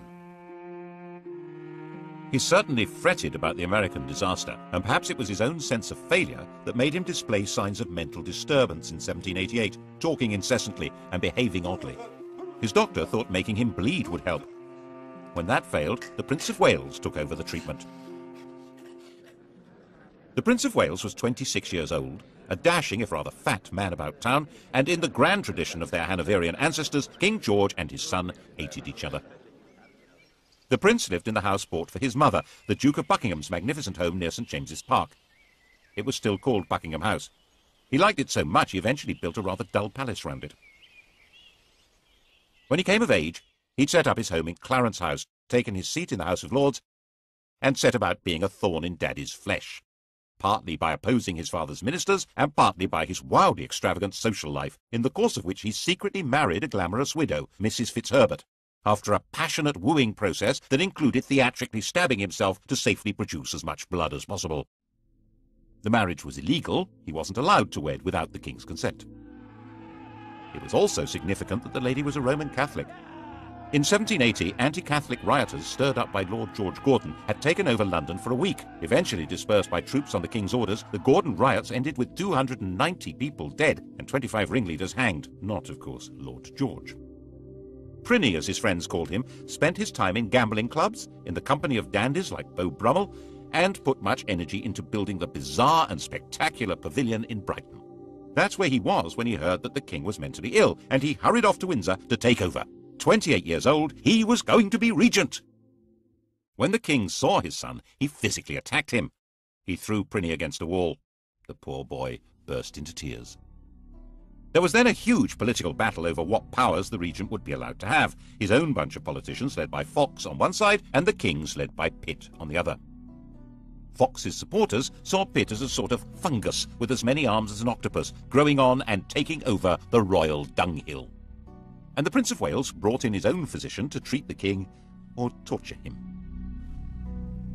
The royal physicians blistered the king's forehead to draw the poison out of his brain, forced him to take useless drugs, ordering servants to sit on the king when he resisted, and refused to let him have a fire in his room during the terribly cold winter. All this when the country was anticipating French invasion and radical revolution, and volunteer regiments were being formed as a desperate line of defence. Very desperate. Finally, new physicians were brought in who gave the king gentler treatment, and he recovered. In 1801, before the arguments over how the regency would function had been resolved, the king was back in charge. But not in the way he had been. The American defeat had been a personal disaster for him and dramatically weakened his political position. In an effort to reassert it, he'd installed a 24-year-old as Prime Minister and Chancellor of the Exchequer, thinking that here at least was a politician he could control. But William Pitt's son, Pitt the Younger, was shrewd, capable, and fully understood that George depended on him, so he held all the cards. And it was Pitt who had to decide how to deal with the spread of revolutionary Republican ideas from America and France into England. The same ideas that had been voiced in America about no taxation without representation were being heard in England, where huge new manufacturing towns had grown up, which had no member of Parliament. 3 years after the French Revolution, political reform societies called corresponding societies were founded in England. Riots were breaking out in the Midlands, in East Anglia, in Scotland. Attempts were made to kill the king. He was booed and stoned in London. And the French legislature passed a fraternal decree offering aid to all peoples seeking to throw off the chains of tyranny. Once war began with revolutionary France, political radicalism was plainly treason, wasn't it? The government decided on a policy of aggressive repression. Habeas corpus was suspended. People could be imprisoned indefinitely without trial. The government charged people with treason for organising public meetings calling for political reform. When they were acquitted, acts were passed which extended the definition of treason to include speaking or writing or bringing the king or his government into contempt. To back it up, a system of internal spying and agent provocateur was instituted. Postmasters were given the job of reporting to the Home Office anything suspicious that they heard or that went through the mail. Public meetings needed special licenses. When William Blake the artist found a soldier in his garden, he drove him out, shouting, "Damn the king and damn all his soldiers, they're all his slaves." Bad idea. He was put on trial for sedition. The king himself was actually quite popular. He was generally seen as a kind-hearted, slightly bufferish sort of a person, but he was still ultimately in charge of what was going on. And when even Pitt insisted that Catholics would have to be allowed the same rights as Protestants and permitted to stand for Parliament, George forced him to resign. The issue had come to the fore because of Ireland. If England had some potential revolutionaries, how many more had Ireland, a land where an oppressed Catholic majority were ruled by imported Protestant colonists, and an ideal staging post for a French invasion? In 1801, Ireland was incorporated into Great Britain, creating the United Kingdom. It was an attempt to make Ireland more secure. The fact that at the same time the king formally abdicated his meaningless title of King of France shows exactly where the threat was coming from. But if Ireland was to be truly united with England, there would have to be Catholic emancipation. And King George wouldn't have it. Whatever might have happened could not have been worse than what did. Ireland still bleeds now. The shadow of George III lies over the history of the world more darkly than most people realize. As with the American disaster, it seems as though one part of his mind was determined to make him feel the full weight of his responsibility, and once more his mental state degenerated. He made a slow recovery, enough to sack his ministers in 1805 when they tried to lift the restrictions on Catholics becoming military officers. But he was becoming blind and infirm, and in 1810 his mind finally collapsed. No one's quite sure what was wrong with him, but a strain of hereditary insanity had run through the royal family ever since Henry V's marriage to Catherine de Valois. Blind and deaf, suffering from abdominal pains and dementia, his body lived on, but his reign was over. Prinny took over at last.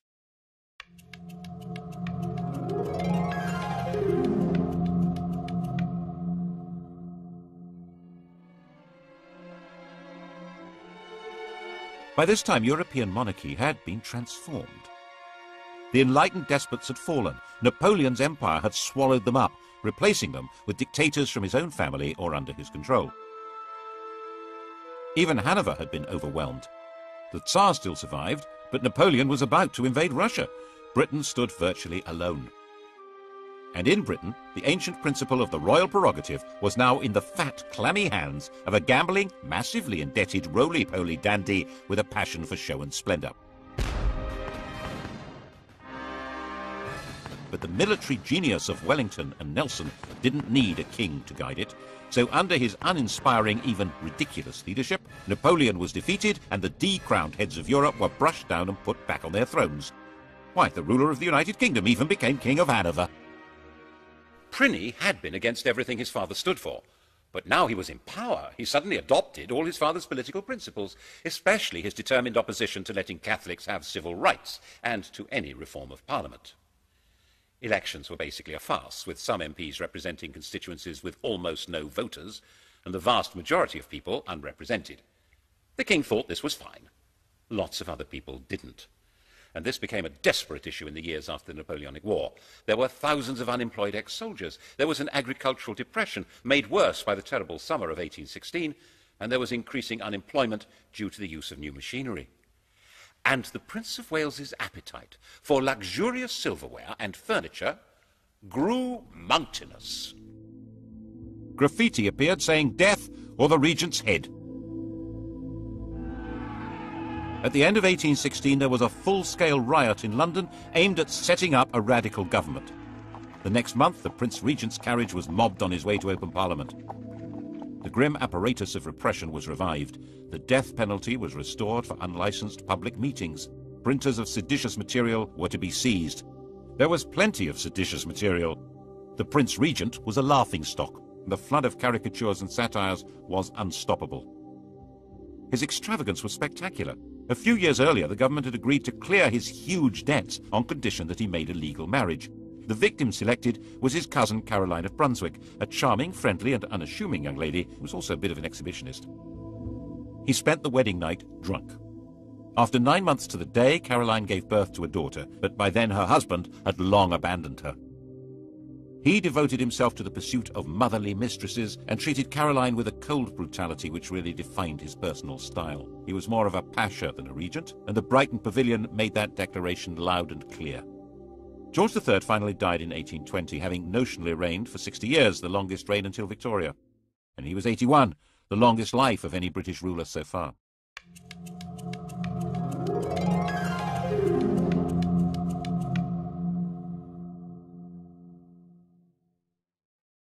Pliny was now king.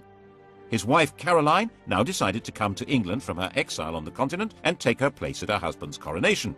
An immediate attempt was made to pass an Act of Parliament divorcing the royal couple, but it was dangerously unpopular and had to be abandoned.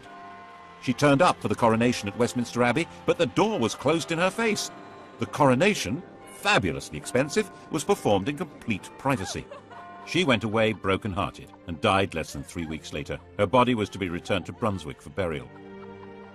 The king, nervous of a riot, insisted that the coffin should not be transported through the city of London, but it was seized by Londoners, who staged their own funeral procession with it and were gunned down by the house guards at Hyde Park Corner. Afraid of being attacked and afraid of being laughed at because of his great swollen body, from 1823 King George IV avoided being seen in public. He even built a tunnel to allow him to get from his rooms in Brighton Pavilion to the riding school in private. And of course it was said ever since that it connected to his mistress's house. It became essential for the government to break the king's opposition to reform, especially with regard to Catholics, but he held the power of veto. The arguments went on hour after hour, day after day, with the king becoming more enraged and more ill, until finally he broke. By February of 1830, he was partially blind and raving, convinced that he'd commanded a division at Waterloo and ridden a winning race at Goodwood. And so he died. And they found 50 years of coats, boots and pantaloons, and countless bundles of women's love letters, of women's gloves, of locks of his many mistresses' hair. Why on earth did Britain need a king? What use was he to man or beast? Why in heaven's name wasn't there a revolution? The truth is, no one knows. Some historians think it was a result of Methodism becoming popular, diverting poorer people's energy from politics into religion. Some think it was patriotism in the age of empire, that king and country was a slogan that helped people pull together against Napoleon. But perhaps, given the riots, rebellions and mutinies, it was due more to the efficiency of the police state and the forcefulness of repression. And lurking at the back of people's minds was the distant memory of what it had been like when there had been a revolution. The grim rule of Cromwell's major generals, echoed and made more terrible by the vision of the guillotine in France.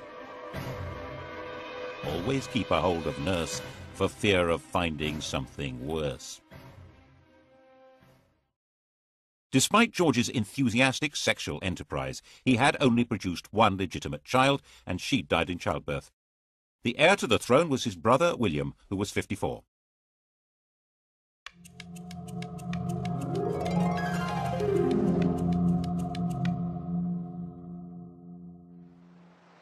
He had been sent into the Navy as a young man, where he developed into a severe disciplinarian and a stickler for etiquette. After he left, he took an actress, Mrs. Jordan, as his mistress, had lots of illegitimate children, and was given to making tactless speeches with not much intelligence. He eventually had made a royal marriage to another German Protestant princess, and Mr. King and Mrs. Queen lived at Bushey to the north of London, like a quite ordinary couple. William insisted that his coronation should only cost a tenth of his brother's, and he was known to give people a lift in his carriage. All this made him rather popular, but when it came to parliamentary reform, he turned out to be as resistant as any other Hanoverian king.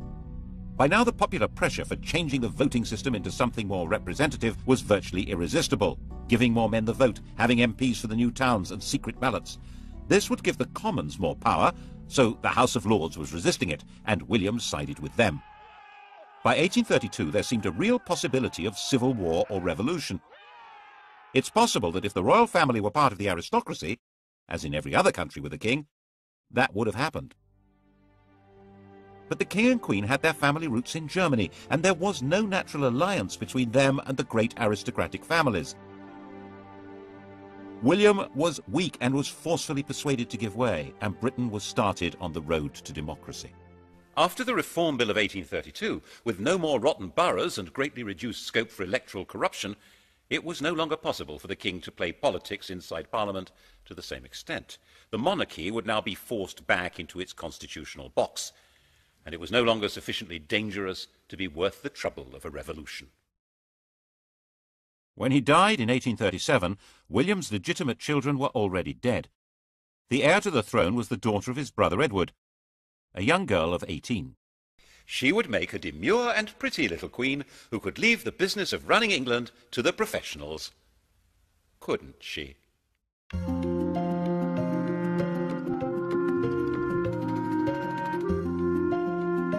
to test your knowledge of the decadent George IV, Sky Digital viewers press red. On UK TV History next, the modern kings and queens of England coming up here on History, and starting on documentary, The Best of British, Blue Planet.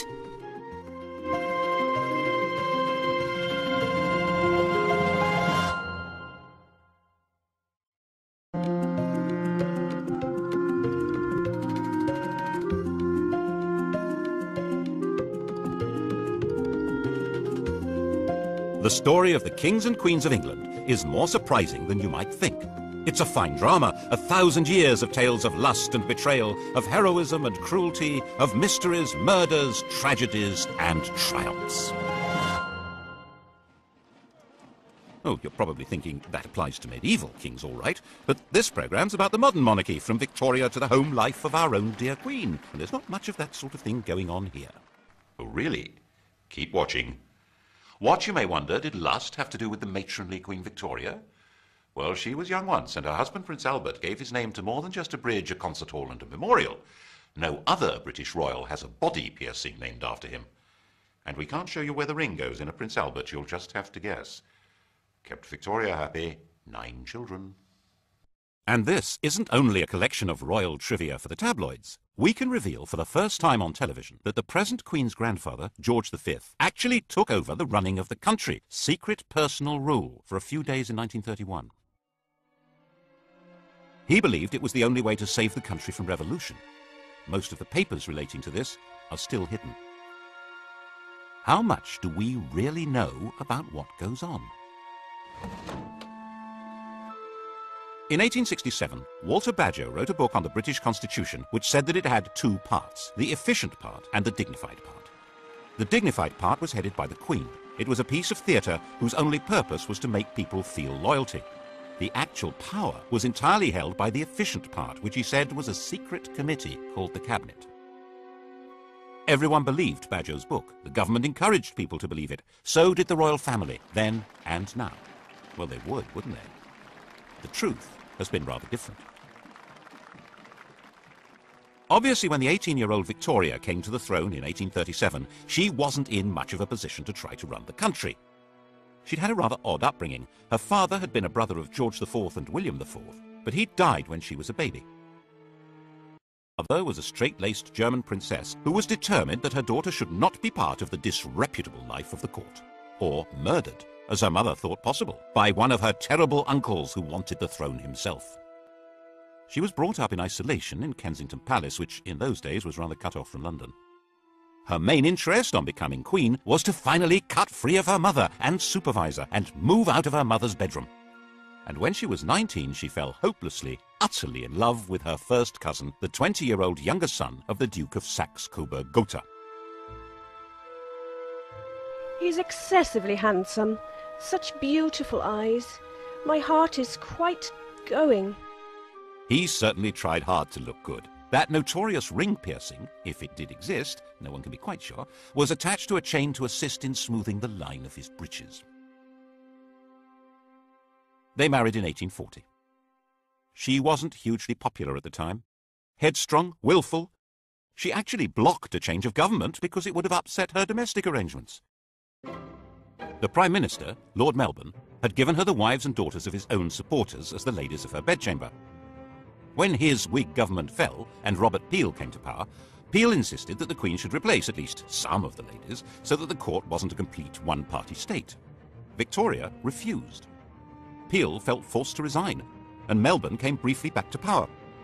People didn't like what she was doing, they didn't like her, and they didn't like the stiff German, Prince Albert. Peel came back to power and refused to grant him much more than half the allowance Victoria demanded, saying that people were very hard up, which they were. The position of the throne seemed pretty shaky. It didn't seem likely that this would become the most secure and richest monarchy in the world. How did that happen? When Victoria came to the throne, all she had as her own was the revenue of the Duchy of Lancaster, £27,000 a year. The Sunday Times Rich List for 1990 showed Elizabeth II as being worth £6.7 billion. That's nearly 10 billion in today's money. The richest person in the land by a huge margin. It's true that the latest Rich List shows her being worth a mere 250 million. Has she lost 97% of her money on the horses? Did she give it all away to charity? No. The latest figure is a guess, based on an instruction to the Sunday Times not to count anything she holds on trust for the nation. Obviously, she can't sell the crown jewels and pocket the proceeds, but actually, most rich people hold much of their wealth in trust, yet it's still treated as theirs, because they have the use of it. The royal move into profit began when Albert took charge of the royal finances. He wasn't allowed to be king. There was deep suspicion of him. But Victoria let him manage her affairs, and he did an astonishing job of it. The royal household was an incredible Gothic antique. To clean a window in Buckingham Palace was a job for the Lord Chamberlain's staff. Unless it was a kitchen or scullery window, then they had to call on the Lord Steward. And neither could touch the outside of the glass, which was looked after by the Office of Woods and Forests. Laying a fire was the Lord Steward's job, but lighting it, the Lord Chamberlain's. As their staff were not on good terms, the Queen froze. Other palace staff were paid for jobs whose very purpose and even existence had been forgotten. Enter Albert with boiling water and a hatchet. He sorted that lot out and cut Victoria's costs dramatically. He had a huge capacity for work and organisation, so when he came up with the idea for a great exhibition of the world's arts and industry, no one should have doubted that he could make it happen. Of course, they did doubt it. They had no confidence in the exhibition hall, the Crystal Palace, a giant greenhouse erected by a gardener. And when they realised that thousands would congregate there, they thought that it would be a rallying point for revolutionaries. The opening of the Great Exhibition on May the 1st, 1851, was a thrilling day for the nation and for Victoria. The royal couple began to be viewed with some enthusiasm, and it was quite understandable that the next year an eccentric miser should leave the Queen £500,000 in his will. Albert's influence in government rose visibly, which of course soon put an end to his popularity. By 1854, it was generally believed that Albert the Foreigner was a traitor in league with Russia, forcing loyal ministers out of office. Crowds gathered round the Tower under the impression that Albert and Victoria had been arrested for treason. That frenzy died down, but at the back of it were two things that were going to be permanent problems. One was that the Queen and her consort must have some role in running the country, but that couldn't be squared with any kind of representative government. And the other was that people were realizing that the monarch was making a profit, and they didn't like it. The solution was to conceal what was really happening under a cloak of secrecy, and that cloak is still in place. When I was researching a book on the most sensitive part of this story, I needed to see some papers that should have been released by the Ministry of Defence. The then Navy Minister, David Owen, read the file and released it, but the crucial documents weren't there. He suggested they would have been treated as the private property of the Crown and kept in the Royal Archive. Private. I wasn't allowed in. Albert's own role was pretty secret. He was in reality acting as King of England, but that was behind the scenes. The title he was eventually given in 1857 was just Prince Consort. He took it very seriously and worked himself to death. His last act as the hidden King of England was at the end of 1861 to stop the Prime Minister from sending an angry dispatch to the American government. If it had been sent, England would probably have been pushed into the American Civil War, on the side of the South. When Albert died, Victoria uttered a terrible shriek. She never recovered. She retired to Scotland and went into what seemed to be everlasting mourning. She and Albert had built a number of retreats for themselves, Osborne on the Isle of Wight, Sandringham in Norfolk, and her favourite Balmoral. Here she hid for months at a time with the faithful Highland retainer John Brown. He was allowed enough familiarity for the Queen to be widely referred to as Mrs. Brown. Victoria herself could see no reason to take part in public ceremonies like the opening of Parliament. She thought that her hidden role as the head of her government was enough. But that, of course, led many people to wonder why they had to pay for her upkeep at all. She received, as she had done from the start of her reign, £385,000 a year from the government. It was more than she needed. Her court was nowhere near as expensive as, for instance, George IV's had been. And without her being visible, many people could see no point in her having this money. By the 1870s, there was a strong Republican movement expressing itself in newspapers, large public meetings, and in Parliament. The nature of the country was changing dramatically. New industrial cities were darkening the landscape with smoke and soot. A new kind of society was forming, a society of factory workers and low-paid artisans, of builders and miners and metal workers. These were people outside the political world, with no natural attachments to traditional political structures. And there were a lot of them. The anti-royalist head of steam built up every time Parliament was asked for extra grants to Victoria's children when they came of age or married. But in fact, it was very probably these children who saved her throne. No British statesman wanted to see the royal family given its marching orders when their marriages offered such a useful back door into the chancelleries of Europe. Victoria's eldest daughter was married to the heir to the Kaiser of the new German Empire and was a strong and useful influence on her husband, and a thorn in Bismarck's flesh. The heir to the British throne, Albert Edward, had married Alexandra, daughter of the King of Denmark, and sister of the King of Greece. The Greek crown had actually been offered to another of Victoria's sons, Alfred. The Greeks had sacked their own king and held a national vote on who should get the throne. 95% of them voted for Alfred, who was at the time an 18-year-old midshipman in the Royal Navy. The government made him turn it down because they had promised to keep their hands off Greece. Never mind. It went as a sort of hand-me-down to the son of England's good friend, the King of Denmark. And in 1874, Alfred married the daughter of Tsar Alexander II, which was jolly useful given the Anglo-Russian competition on the edges of India. These were marriages that would produce many, many well-distributed children. By the time Victoria died in 1901, she had over 90 living descendants. It was a full-time job just getting them birthday presents. The rulers of Germany, Greece, Romania, Norway, Russia, Yugoslavia, Spain, and Sweden would all trace their descent from this stout little lady. There was a downside to all this royal intermarriage. Victoria was a carrier of haemophilia, the condition that prevents blood from clotting, and the Spanish, Prussian, and Russian royal families were consequently affected by it. But even if the British government had known about that, they wouldn't have shed many tears over it. As a system for exercising influence abroad, the monarchy was well worth the money. It also ought to have the advantage at home of inducing people to be loyal to their country, even if they detested its government, which was obviously very useful if you ran that government. But to sell monarchy to the British public, that monarchy needed rebranding. Enter, in 1867, a new Tory Prime Minister, Mr. Disraeli. Just the man to do it.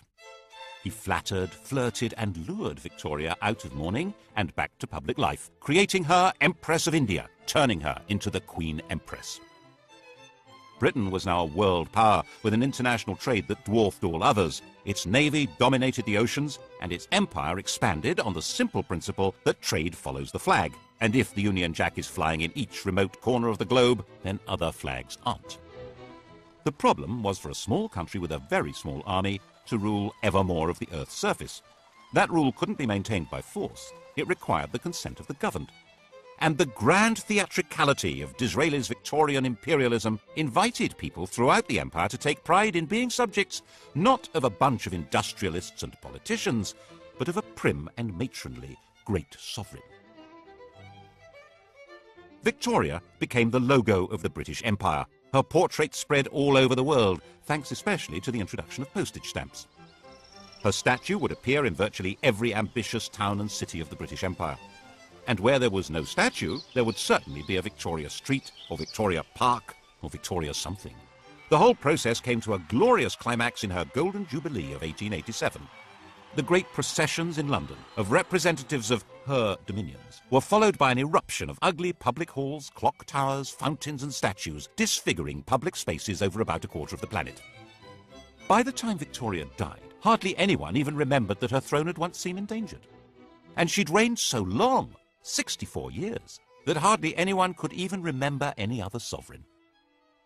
Her death in 1901, 22 days into the new century, seemed portentous. She'd become synonymous with Britain and its empire, and now Britons would leave the 19th century without the security of the great mother hen.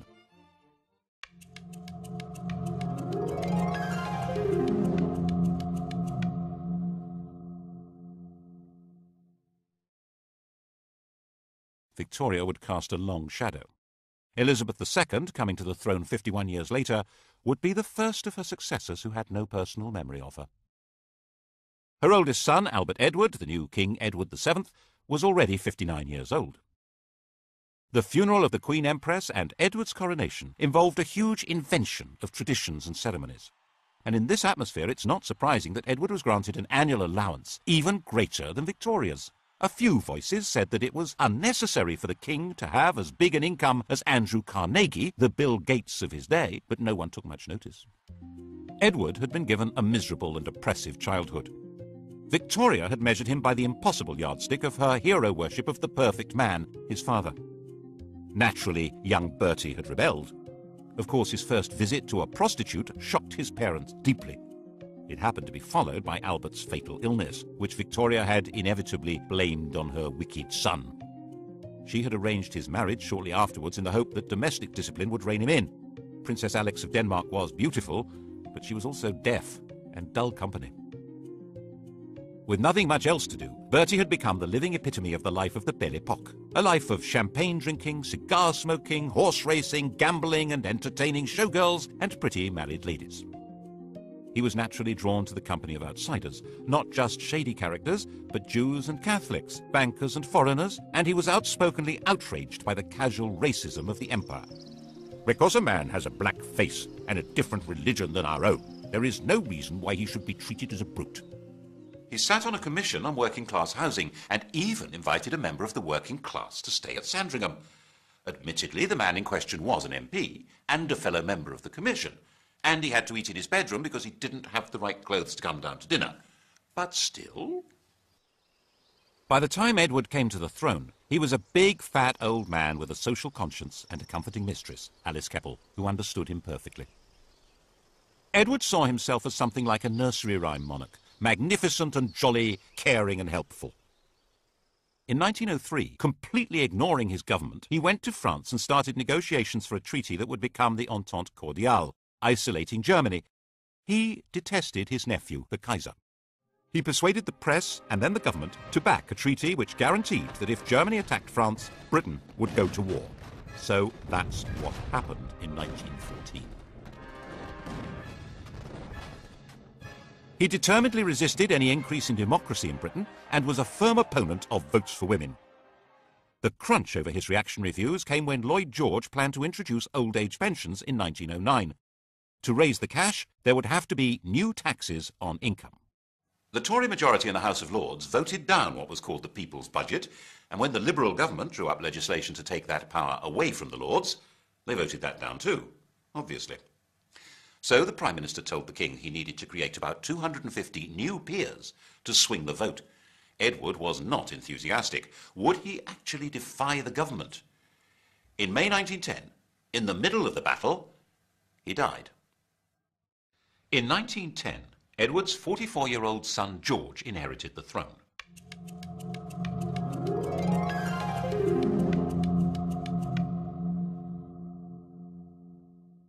He was the late King's second son. He'd worked as a commander in the Navy, to which he was deeply attached. But in 1892, his elder brother Clarence had died, and he'd unexpectedly become heir. To step into his brother's shoes, he'd left his job and married the woman who'd been betrothed to Clarence, a relative called Princess Mary of Teck. He now inherited a fortune worth around 140 million in today's prices, and a political crisis.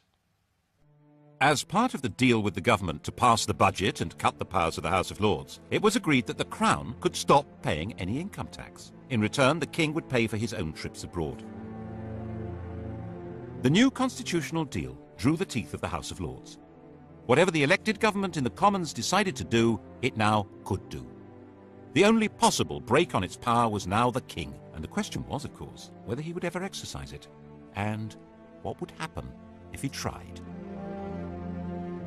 At first, the Crown was too weak to try. When war began with Germany in 1914, George was seen, naturally enough, as a German, which he was. He kept a bit quiet about his courtesy titles of Field Marshal General of the Prussian Army and Admiral of the Imperial German Navy. To make himself seem more British, and therefore more secure, in July 1917, George felt forced to change his family name from Saxe-Coburg-Gotha to Windsor and stop being a German prince and Duke of Saxony. Revolution was a real danger. Cousin Nicky, the Tsar of Russia, was deposed in February 1917. The new Russian government asked Britain to give him asylum, and Lloyd George agreed to it. But King George was terrified of being associated with a man now labelled tyrant by revolutionaries, so he forced the government to withdraw the offer. The Bolsheviks took over Russia in October, and Nicholas and his family were slaughtered.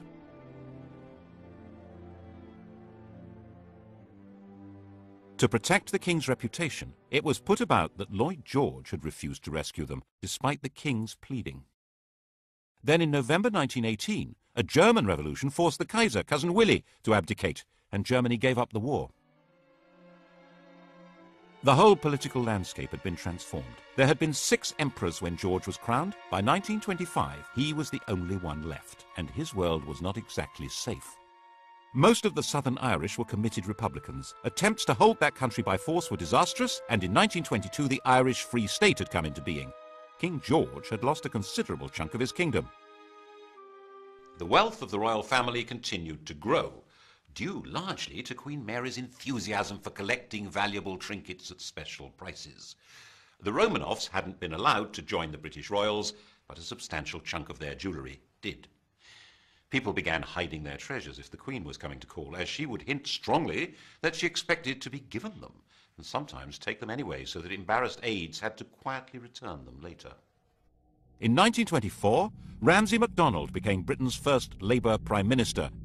The old political establishment had been given a kicking.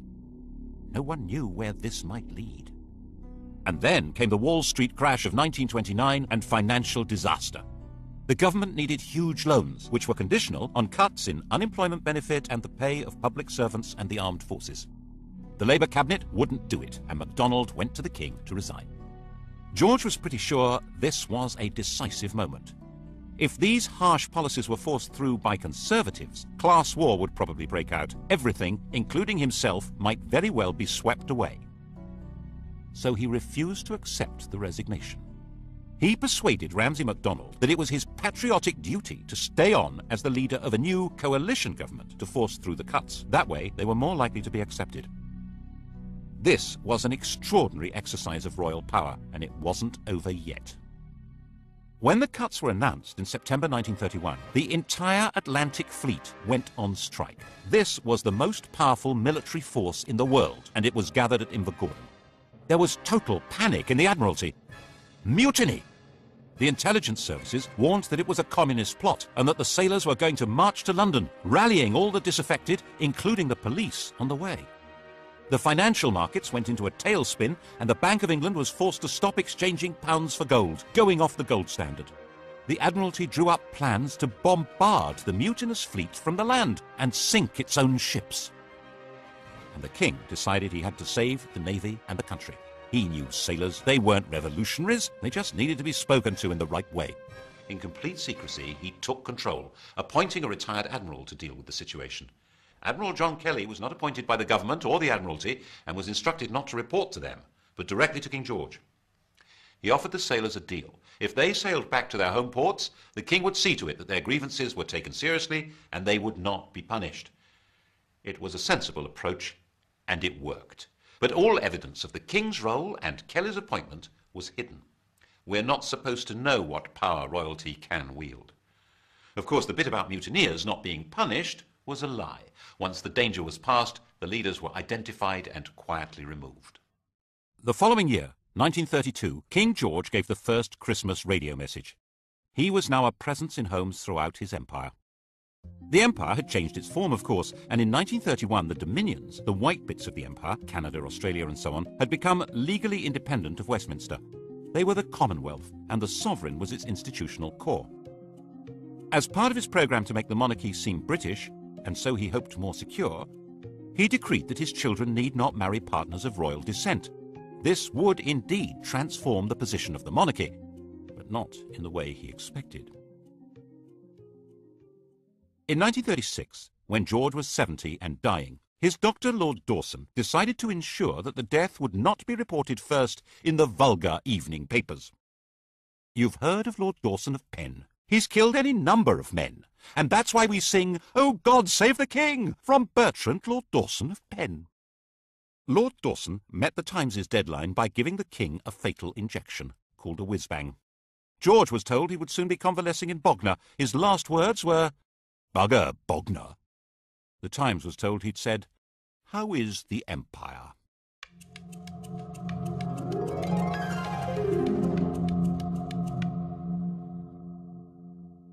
His successor, his son Edward, was 38, the poorly educated child of rather dysfunctional parents. The Queen had been completely distant, and King George famously said, "My father was frightened of his father, I was frightened of my father, and I'm damn well going to see to it that my children are frightened of me."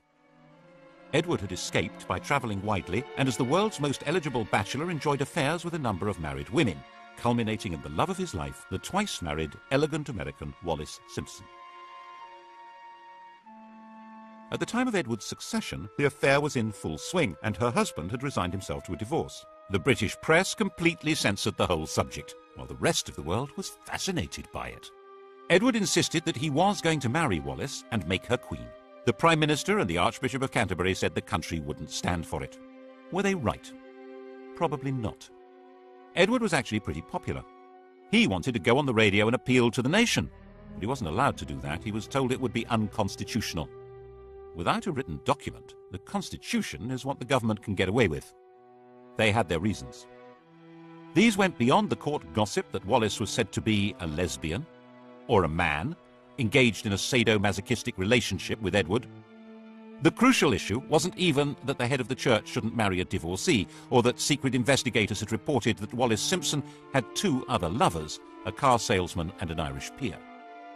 The real reason only came to light in 2002. Secret documents show that the FBI told the British government that Wallis had another lover, the German ambassador von Ribbentrop. In fact, the FBI said she was a Nazi agent. That was why the government insisted Edward must give her up to keep the throne. Edward chose love rather than the crown. He abdicated and took Mrs. Simpson to live in France. The coronation went ahead, but with his brother Albert sitting on the throne.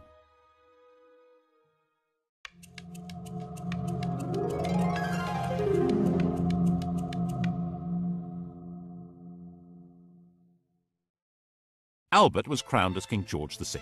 He was 18 months younger than Edward and completely lacked his brother's social grace. He stammered, he was shy, but at least he was safely married to Elizabeth Bowes-Lyon, the daughter of a minor Scottish aristocrat, the first royal to legally marry a commoner since Henry VIII.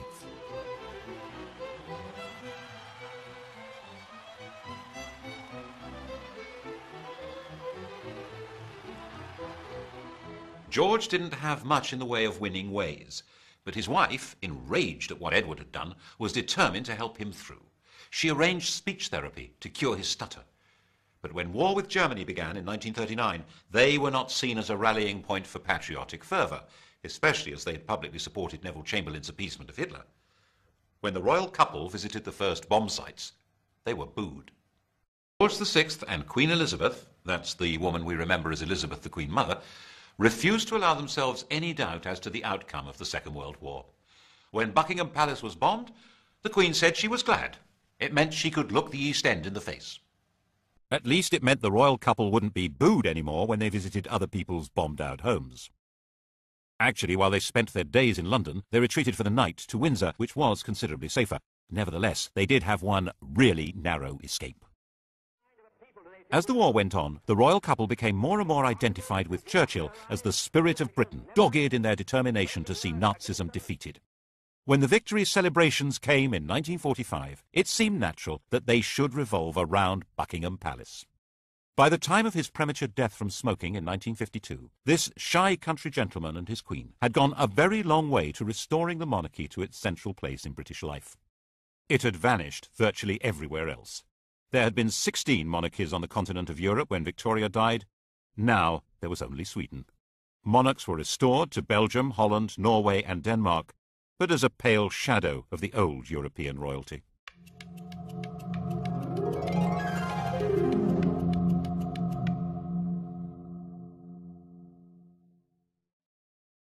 The new queen, the 25-year-old Elizabeth II, seemed to be a fairy tale remnant of a lost world of glamour. Her coronation was a celebration of pageantry itself in a country that was a vast bomb site. 4 houses out of 10 had been damaged or destroyed. It was even shown on the new medium of television, though the Archbishop of Canterbury feared men would watch in pubs without removing their hats. By her side in the coronation coach rode her husband. Like Albert, he would never be crowned. Philip, Duke of Edinburgh, was from the Greek and Danish royal house of Schleswig-Holstein-Sonderburg-Glücksburg. He had no surname. He was given the name of one of the branches of Elizabeth's family, Mountbatten. There was no question of the Queen becoming a modest suburban sovereign like the restored European royals. George's widow was sure her daughter should be regal and grand. Royalty required flunkies and castles and palaces and golden coaches. She herself made do with 6 cars, 3 chauffeurs, 5 chefs, 2 pages, 3 footmen, 2 dressers, and 30 secretaries, maids, treasurers, and housekeepers. And she was absolutely dead set against royalty paying tax. For a long time, this was met with an extraordinary degree of complicity from the governments of the day. In 1947, when Labour came to power, amid all the nationalisations and the class war declarations of "we are the masters now," had come an agreement that the government would take over the cost of running Buckingham Palace. Now the Conservatives said the government would take over the cost of the royal train and royal visits abroad, and freed the Queen from paying tax on property, apart from rates on Sandringham and Balmoral. In Edward Heath's time as Prime Minister, it was officially stated for the first time that the Queen pays no tax. In 1973, she was exempted from the new Companies Bill that could force shareholders to identify themselves even if they hid behind the names of nominees. Her shares are hidden in a company called the Bank of England Nominees, which can only be used by heads of state and is uniquely exempt from disclosure laws. And in 1965, when a Labour government introduced capital gains tax, they declared that the Queen is exempt. Under these arrangements, immense and unknowable riches were built up. She has, for example, 600 works by Leonardo da Vinci. We're told these riches are not really hers because she's not free to sell them. But most of the royal collection is never publicly displayed. Why? Whose interest is being served? It obviously means the monarchy can put on a heck of a show that goes far beyond their demand on the public purse, and they don't need to run the risk of asking us to fund the whole thing from taxes. We each contribute 61 pence a year at the last count. That money, just over £36 million, is not enough to put on the grand regal show which the British monarchy seems to be about. Certainly, for a very long time, it was simply not permitted to suggest that the monarchy should be anything less than grand. In 1957, Lord Altrincham wrote an article arguing for a modernised monarchy. He called the court complacent and out of touch, said the Queen was a priggish schoolgirl, and said that the monarchy should not be, as it was, intimately associated with the upper classes. Wow! The Duke of Argyll said that he should be hanged, drawn and quartered, and the BBC immediately dropped him from any questions. In fact, Altrincham had got it wrong. Lavish splendour was just what most of the public wanted from their monarchy. They would have despised a queen on a bicycle. They wanted to be deferential. They probably still do. And there were 20 more years of this kind of thing to come. In 1977, the year of the Queen's Jubilee, the Sex Pistols' anthem "God Save the Queen and Her Fascist Regime" was banned from being broadcast, even when it outsold all other records. The puzzle becomes even more intriguing when you look at the apparently shrinking role of the Crown in public affairs. The imperial title had already disappeared in the days of George VI, when India and Pakistan became independent. The empire became the Commonwealth, and of the 58 past and present members of that vague organisation, only 16 have Elizabeth as their head of state, and falling. Why did it matter so much to protect and sustain royalty? Partly, perhaps, it's more to do with the Queen herself than the institution of monarchy. Elizabeth I, Victoria, Elizabeth II, the rule of elderly matriarchs seems to be particularly proper to the English. And it may provide important social glue.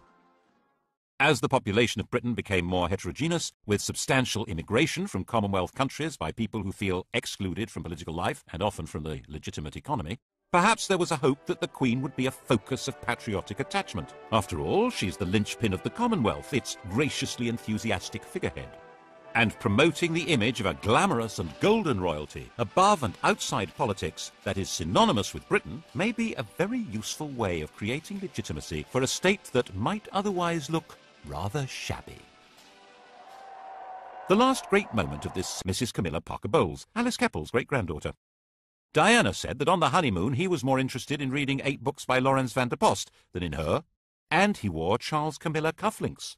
And when she became distressed, she felt strongly that the royal family turned against her. In 1992, it all blew apart in what the Queen called her annus horribilis. Her second son, Andrew, separated from his wife Sarah Ferguson, who was pictured topless being kissed by her financial advisor. Her daughter, Princess Anne, divorced Captain Mark Phillips. Charles and Diana split up, with spectacular accusations being made in the press and on television. And Windsor Castle caught fire. That was when the ground really began to shift. At least when it was explained that the £40 million repair bill would be paid by the public. There was a huge collective breath of, "No, it won't." And so the Queen decided it would be much the wisest thing to offer to pay 70% of the cost. She opened up some of her homes to the public to raise the cash. There was still astonishingly little direct criticism of the Queen. In an age when television and the press have the power to pull down anyone, the Queen and her mother were treated with respect, even devotion. But the rest of the royal family had become fair game and were subjected to a ferocious assault of public humiliation. Why did we support the royal family and all their wealth? Why were we giving them all this money? The press pack was baying at their heels. That's when the Queen agreed that she should voluntarily start paying income tax and refund the parliamentary allowances received by other members of the royal family. But things didn't get any better. And the Queen herself began to be criticised in 1997, when Princess Diana was killed in a car crash in Paris. We all remember the shock and horror, and the debate about the lack of public reaction by the senior members of the royal family. There was a widespread feeling that at that moment they were not in fact part of the nation. Was the programme started by George V of integrating the monarchy into the life of the nation coming unravelled? Instead of the monarch playing the role of warning and advising the Prime Minister, which is supposed to be her constitutional role, the Prime Minister warned and advised the sovereign to take public action. She had to be seen to grieve, or the monarchy itself might be in danger. And now we wait to see what happens next.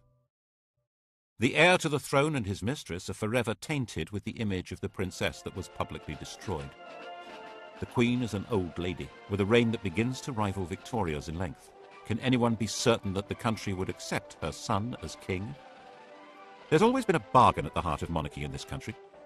The monarch has always been dependent on the people. That bargain has been the key to survival.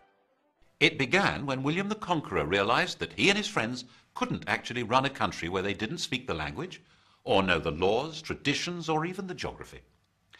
It was restated in a series of crises in which monarchs who tried to rule without consent were simply dumped. Matilda, Jane Grey, Richard Cromwell, James II. And to give that consent, people need to feel that the sovereign is entitled to be there and respects laws even though no court can enforce them. Laws which today probably include having to pay tax. Partly, of course, the institution is sustained by the character of the Queen herself. Faced with enormous pressures and a job from which there is no possibility of rest, she has retained a calm resilience and exquisite constitutional carefulness which guarantees her a respectful place in history. Then what? The British monarchy is certainly a great addition to the gaiety of nations. Partly as a soap opera, partly as a walking, talking anachronism that makes other heads of state visibly uneasy. But it does come at a price. And whether the price is too high for the continued survival of this most extraordinary form of government, well, that, of course, will be the surprise ending.